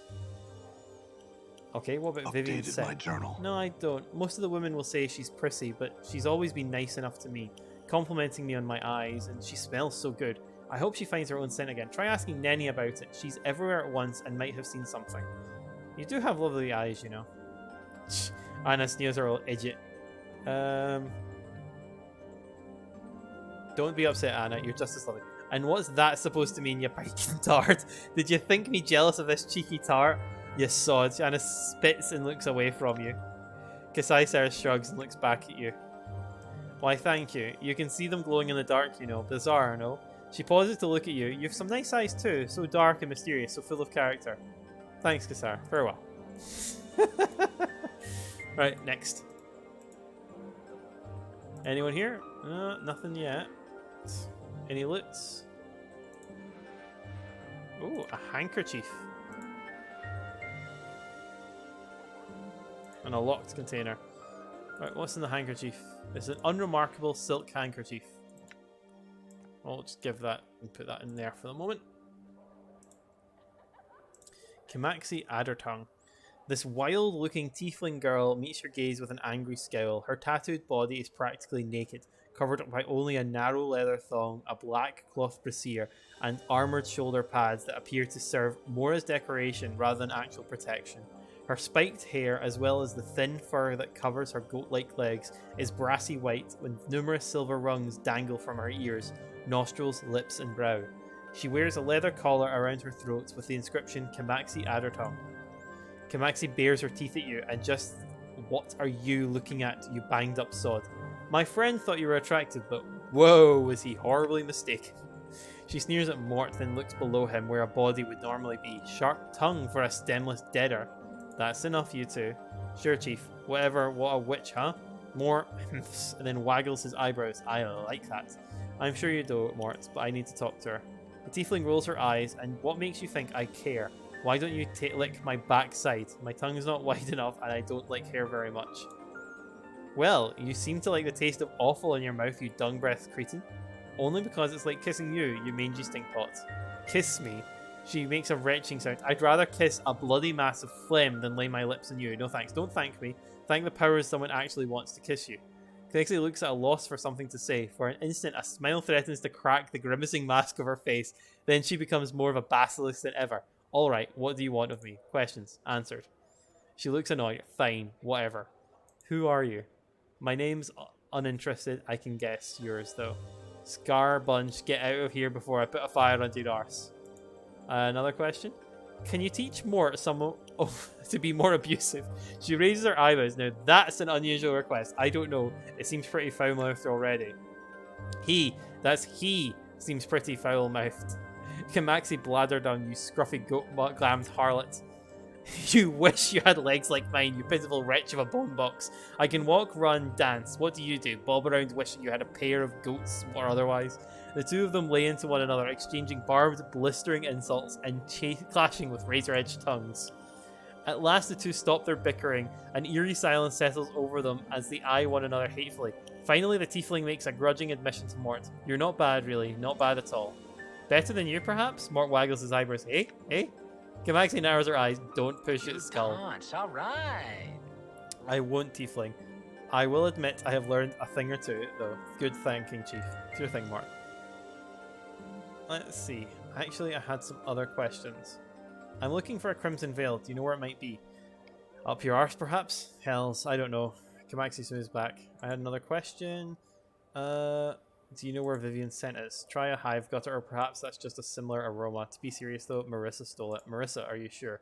No, but I'm hoping you'll go stomping in her room and upset her enough to do something awful to you. What about the silent one? Echo? Don't know anything about her. Don't talk to the girl. I mean, why? Not like she can talk Basque. Ask Frigid Delora about her. I think I saw her playing Go with an old crush of Echoes. Okay, thank you. Right, what loot have we got in here? Another handkerchief.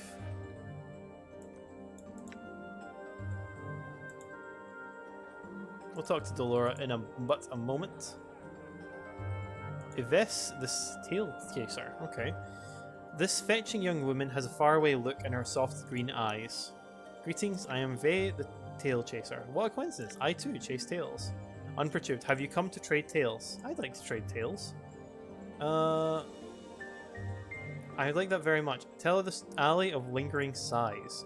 It leans forward as you tell the tales of alley giving birth. She seems to devour every word. As you finish, she smiles at you. I shall remember this tale, and now I have one for you. Before I begin, I must ask, do you know what a Madron is? No.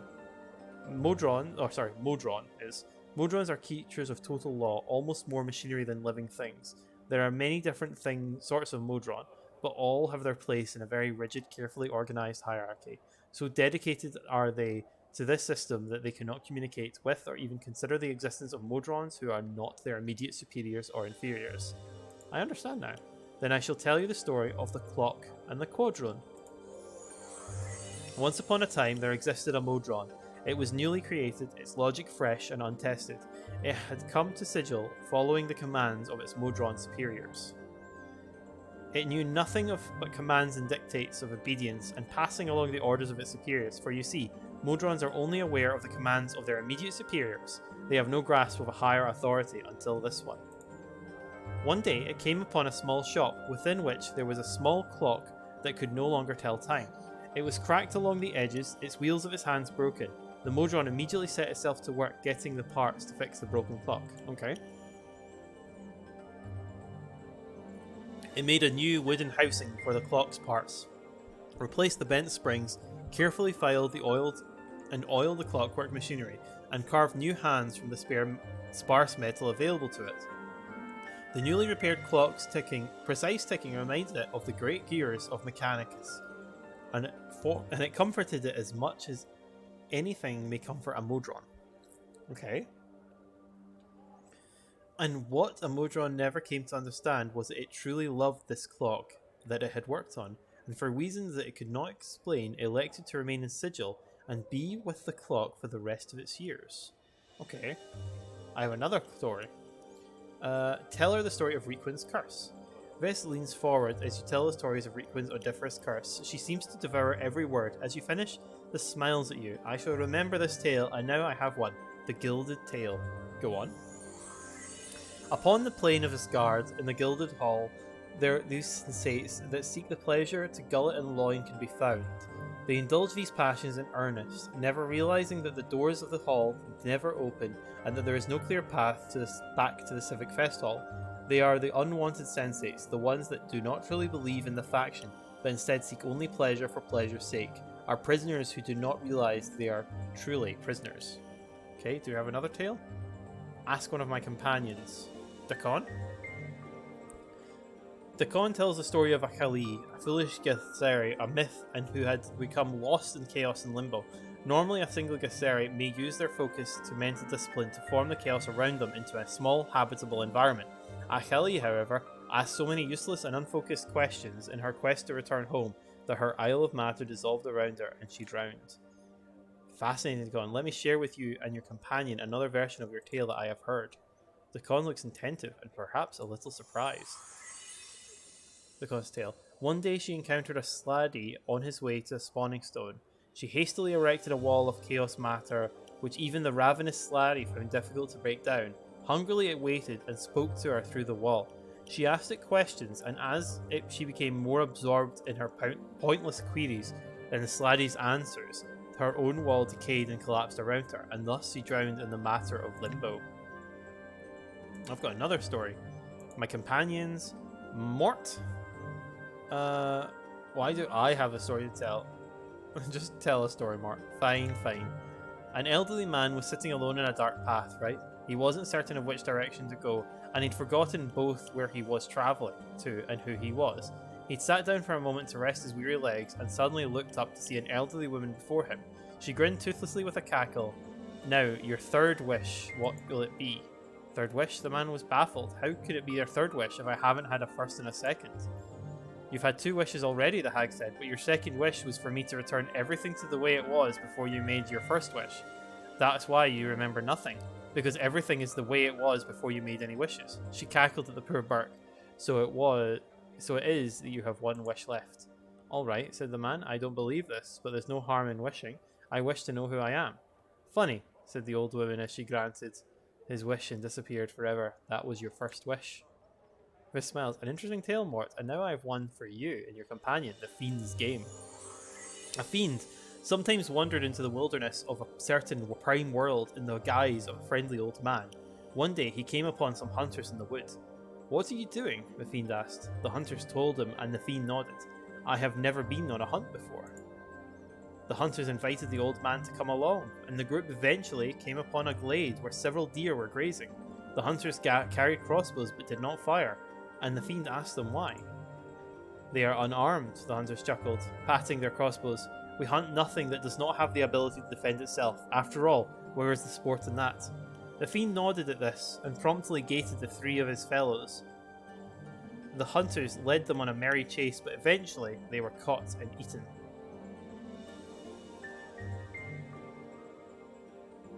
Okay. Well, that's another tale. Ask one of my companions. Let's see. Anna, do you have a story? I'm in no mood. Good at telling things, I'm not. She frowns and waves her hands as if trying to shoo away the idea. Don't be asking me for such nonsense now. Yves smiles at Anna. But I would very much like to hear your story. Please share your story, Anna. Come on already, fiendling. You already have one tale that you won't part with. Anna looks uncomfortable, her tail lashing slowly back and forth. Well, I know one story. She suddenly becomes angry, glaring at Vess. But you might not like it, you won't. So don't be blaming me for your choking it out. Okay. Anna scowls, then finally relents. I heard a story that when I was a wee lass. This Berk's walking home real late near Auntie Peak and passes an old toothless crone in a dark and otherwise empty street. Where are you going? She asked him. Home, to me wife and Kip, he says. Near the slags? She asked him. Sure enough, he says. So she asks him a favour, to take a box that she's got to the Deader's Pit and give it to the woman there. Now this Berk's a real sap, too nice to say no, despite the fact he's sure something's not quite right about this old crone and agrees. But what's a woman's name, he asks. Where does she live? Where should I look for her if she's not in the Deader's Pit? Go on. The woman hands him in the box a wooden thing wrapped in coloured cloth and tells him to just go and she'll be there. Finally, she warns him, and whatever you do, do not open the box. So he takes it home with him and hides it in the rafters, thinking he'll bring it to the Deader's Pits when it's lights out. His wife, though, seeing him hiding the box, gets right jealous, thinking it's a gift for her lover or something. Opens it up as soon as she's not looking. Well, turns out the box was full of gouged out eyes and severed male members with the hair still on them. Her screams brought the Burke running. He remembered what the crone said and got right scared and wrapped the box back up. He went out straight away to Deader's Pit, and sure enough there was another old hag waiting there for him. He hands her the box and she says to him, this box has been opened and looked into.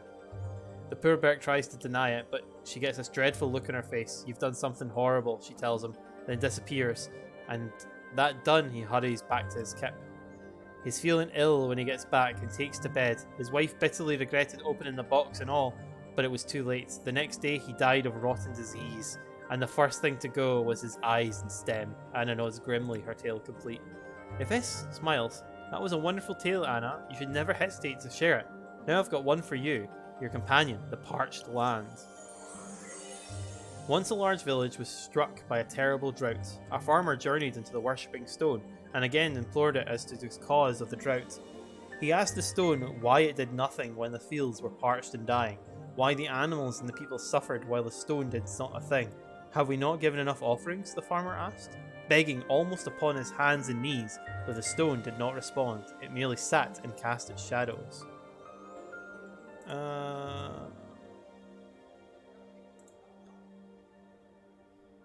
Let's see.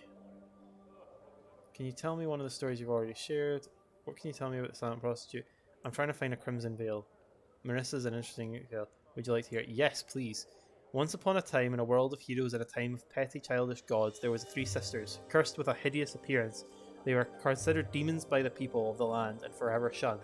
One missed her sisters terribly, yet left the world with its shame behind, but exchanged the pettiness of a pantheon for the prettiness of self. Okay, well, what about Vivian? Vivian shakes her head. She is forever pacing about, observing everything intensely. Okay, another question. What about the silent prostitute? Echo? Best friends. I once heard a tale of a girl who knew the word that, if spoken, would undo the multiverse. Perhaps the Echo asked Allura, though. I understand that she sometimes meets with one who knew Echo before she stopped speaking. Okay. Let's trade tales, and I'll tell you the mortuary. I shall remember this tale. I will tell a tale of the Dustman, Chapters of Dust.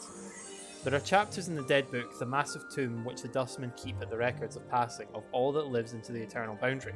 In this book there are chapters that are naught but dust, but it may be believed that the names therein are lost souls who cannot die, but must suffer eternally until history itself dies and grants them release. Okay, have I got any other questions for them?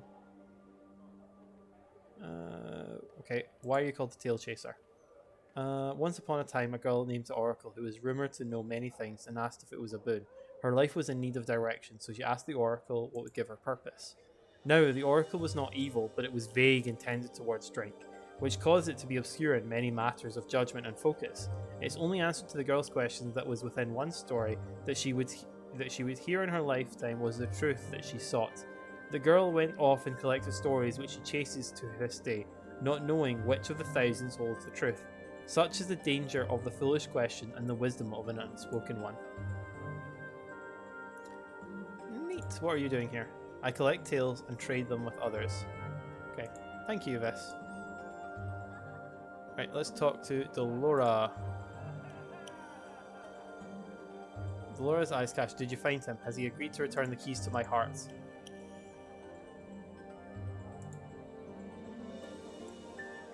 Done. Ooh, let's talk to a Motron. This strange cubic creature seems to be much machine as it is an organic. As you approach the thing, it silently stares at you with wide, unblinking eyes. Its face hasn't the slightest trace of emotion on it. Come on, Chief, we're in a building full of the sexiest chits this side of the multiverse, and you're stopping to talk to Modrons. Well, what can you tell me about them? Mort makes a noise of utter disgust, and what is there to say? Annoying little clockwork pests. They're always working to impose law and order on the multiverse. Not good, mind you, just law. Let's just forget about them. My apologies, Mark, but I'm talking to the Mord. Okay, fine, whatever, but don't say I didn't warn you. You probably won't get anywhere. They're odd lots. And a voice has a metallic, reverberating quality to it, as if it is more a sound played out on some warped musical instrument than true speech. Your greeting is returned. There is a soft click as the creature blinks, and awkward silence. I've got some questions. Identify yourself to us. I'm not sure who I am. We would know why this is so. I don't know myself, I just can't remember. All things should have a name, all things should be identified. We find your answer unsatisfactory, but it shall have to suffice to the present. The creature pauses and blinks at you. We would identify ourselves as Modrons, Quadron type, wings variants to the subject. Okay, so I've got some questions. I've spoken to 9 students altogether. Do you know who or where the 10th student is? We do not know each of the inhabitants of this building, and we do not intend... Okay. Where's the Crimson Veil? We do not... Oh. Another question. What are you doing here? Our purpose here is observation. What are you observing? The establishment staff. Who are you observing? As previously stated, we are observing one of the establishment staff. Yes, but exactly who is that? And why her? We have not been informed as to the specific purpose or purposes by which resulted in our given of a present task. The command of our superior pentadrone is sufficient reason to perform said task. As such, the purpose or purposes are irrelevant to us. Okay, do you know anything about the silent? The subject matter is named Echo. We have gathered no more information. Do you know where Vivian sent us? We do not. We're not in the current process of doing so. We suggest a methodical approach in questioning each of the inhabitants of this building. Crimson Veil? Okay, right, fair enough. Ravel? We know nothing of such a thing. What can you tell me of this place? A building located in the section of blah blah blah blah blah. Sight of sensation. We will provide a brief summary. A faction, yeah, that's fine. Oh, they're not nice to talk to. I want to go into the basement. I am very curious to go into the basement. I think I also know who number 10 is. Done. Caretaker. The man looks slightly puzzled, nods as you approach. Greetings, sir. Might I ask how you came here? Through the strange door I found. I'd best work on concealing that a bit better. He shrugs and smiles at you. I am the brothel's caretaker, by the way. You're not supposed to be down here, really. But it's alright if you look around for a bit. We've got some questions. Tell me what this place is, at least. It's where the lady's sensory stones are kept, but they use them as diaries of a sort. You won't be able to use them if that's what you're thinking. Each of them is attuned to one particular student of the brothel, so that's only they may have access to My that stone. journal. Ah.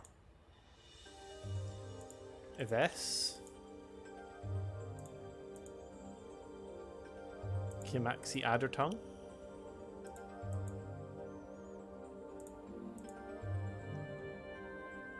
Delora. Oh, this is cool. Kesai Cerise.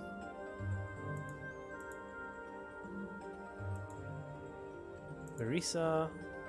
So it's 1, 2, 3, 4, 5, right? 6. Vivian, right?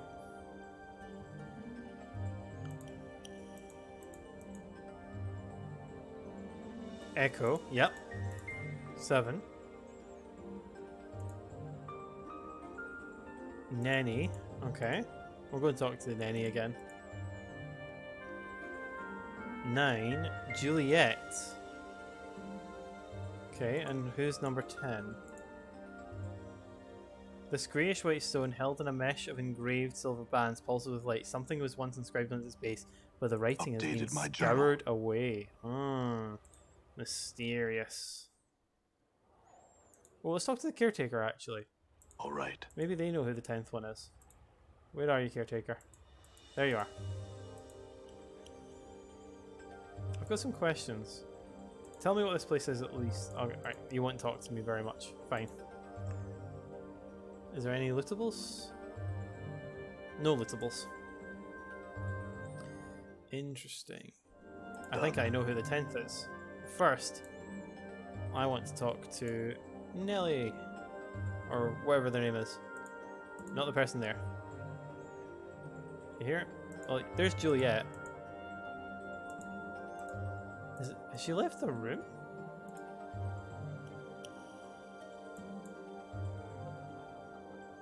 Greetings again. I've got some questions. Crimson Veil? She shakes her head and gives you an apology look. Okay, let's ask something else then. I've spoken with the prostitutes. Do you know where the 10th student is? She looks puzzled at you. Well, I think I know who the 10th is. It's going to be the Falls from Grace. There's Nenny Nine Eyes. Where were you hiding? Well met, good sir. I'm Nenny. How are you? That's fine. Oh, we've met before. That's alright, Nenny. I have got some questions. Do you know where Marissa's Crimson Veil is? I'll bet I do.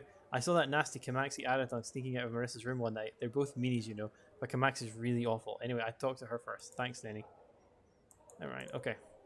Oh, do you know anything about Echo? Oh, Echo? She's that mysterious one, isn't she? Do you know she never speaks? Truly. Nenny leans in and lowers her voice. I think there was an emotionally wounded. So badly that she never speak again. I bet Delora knows, because she sometimes talks to the last lover Echo. Okay. Right? Let's... Oh, wrong button. Right, Kimaxi. I'm suspicious of you. I've got some questions for you. I was told that you were recently sneaking out.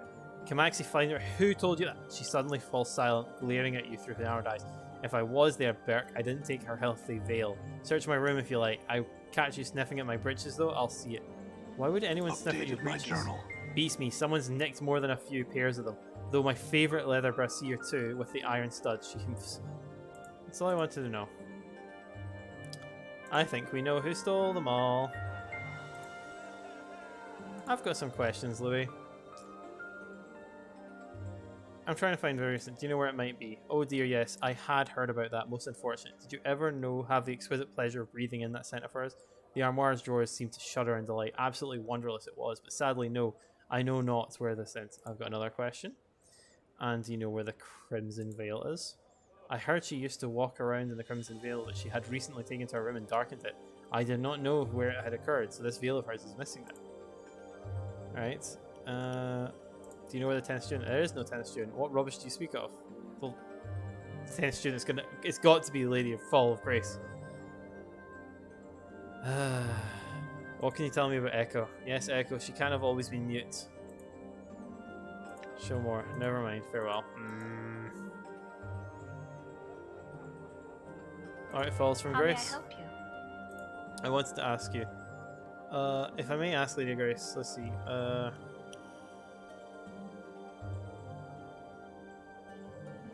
I can't find the 10th, and you could not find the 10th student. How curious.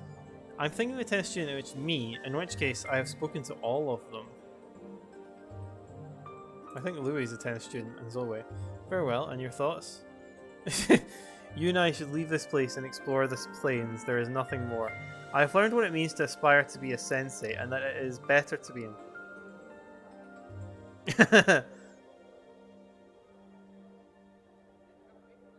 Teaching within a sheltered environment such as this only harms the student, and the plains itself best teacher.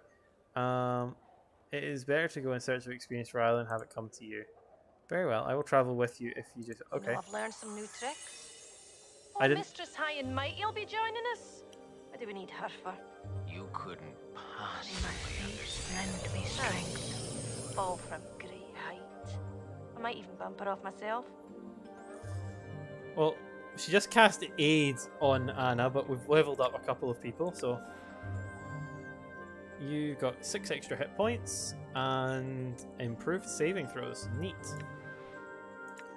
And the con, you've leveled up. Neat. I encouraged there. Nice, nice, nice. And you are lawful neutral.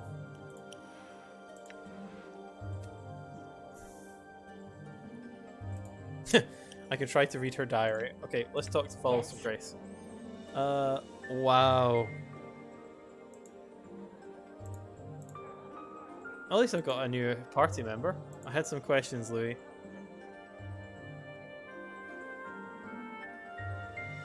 Never mind. Right. Okay, I think I've done enough for the moment. I've got so many quests.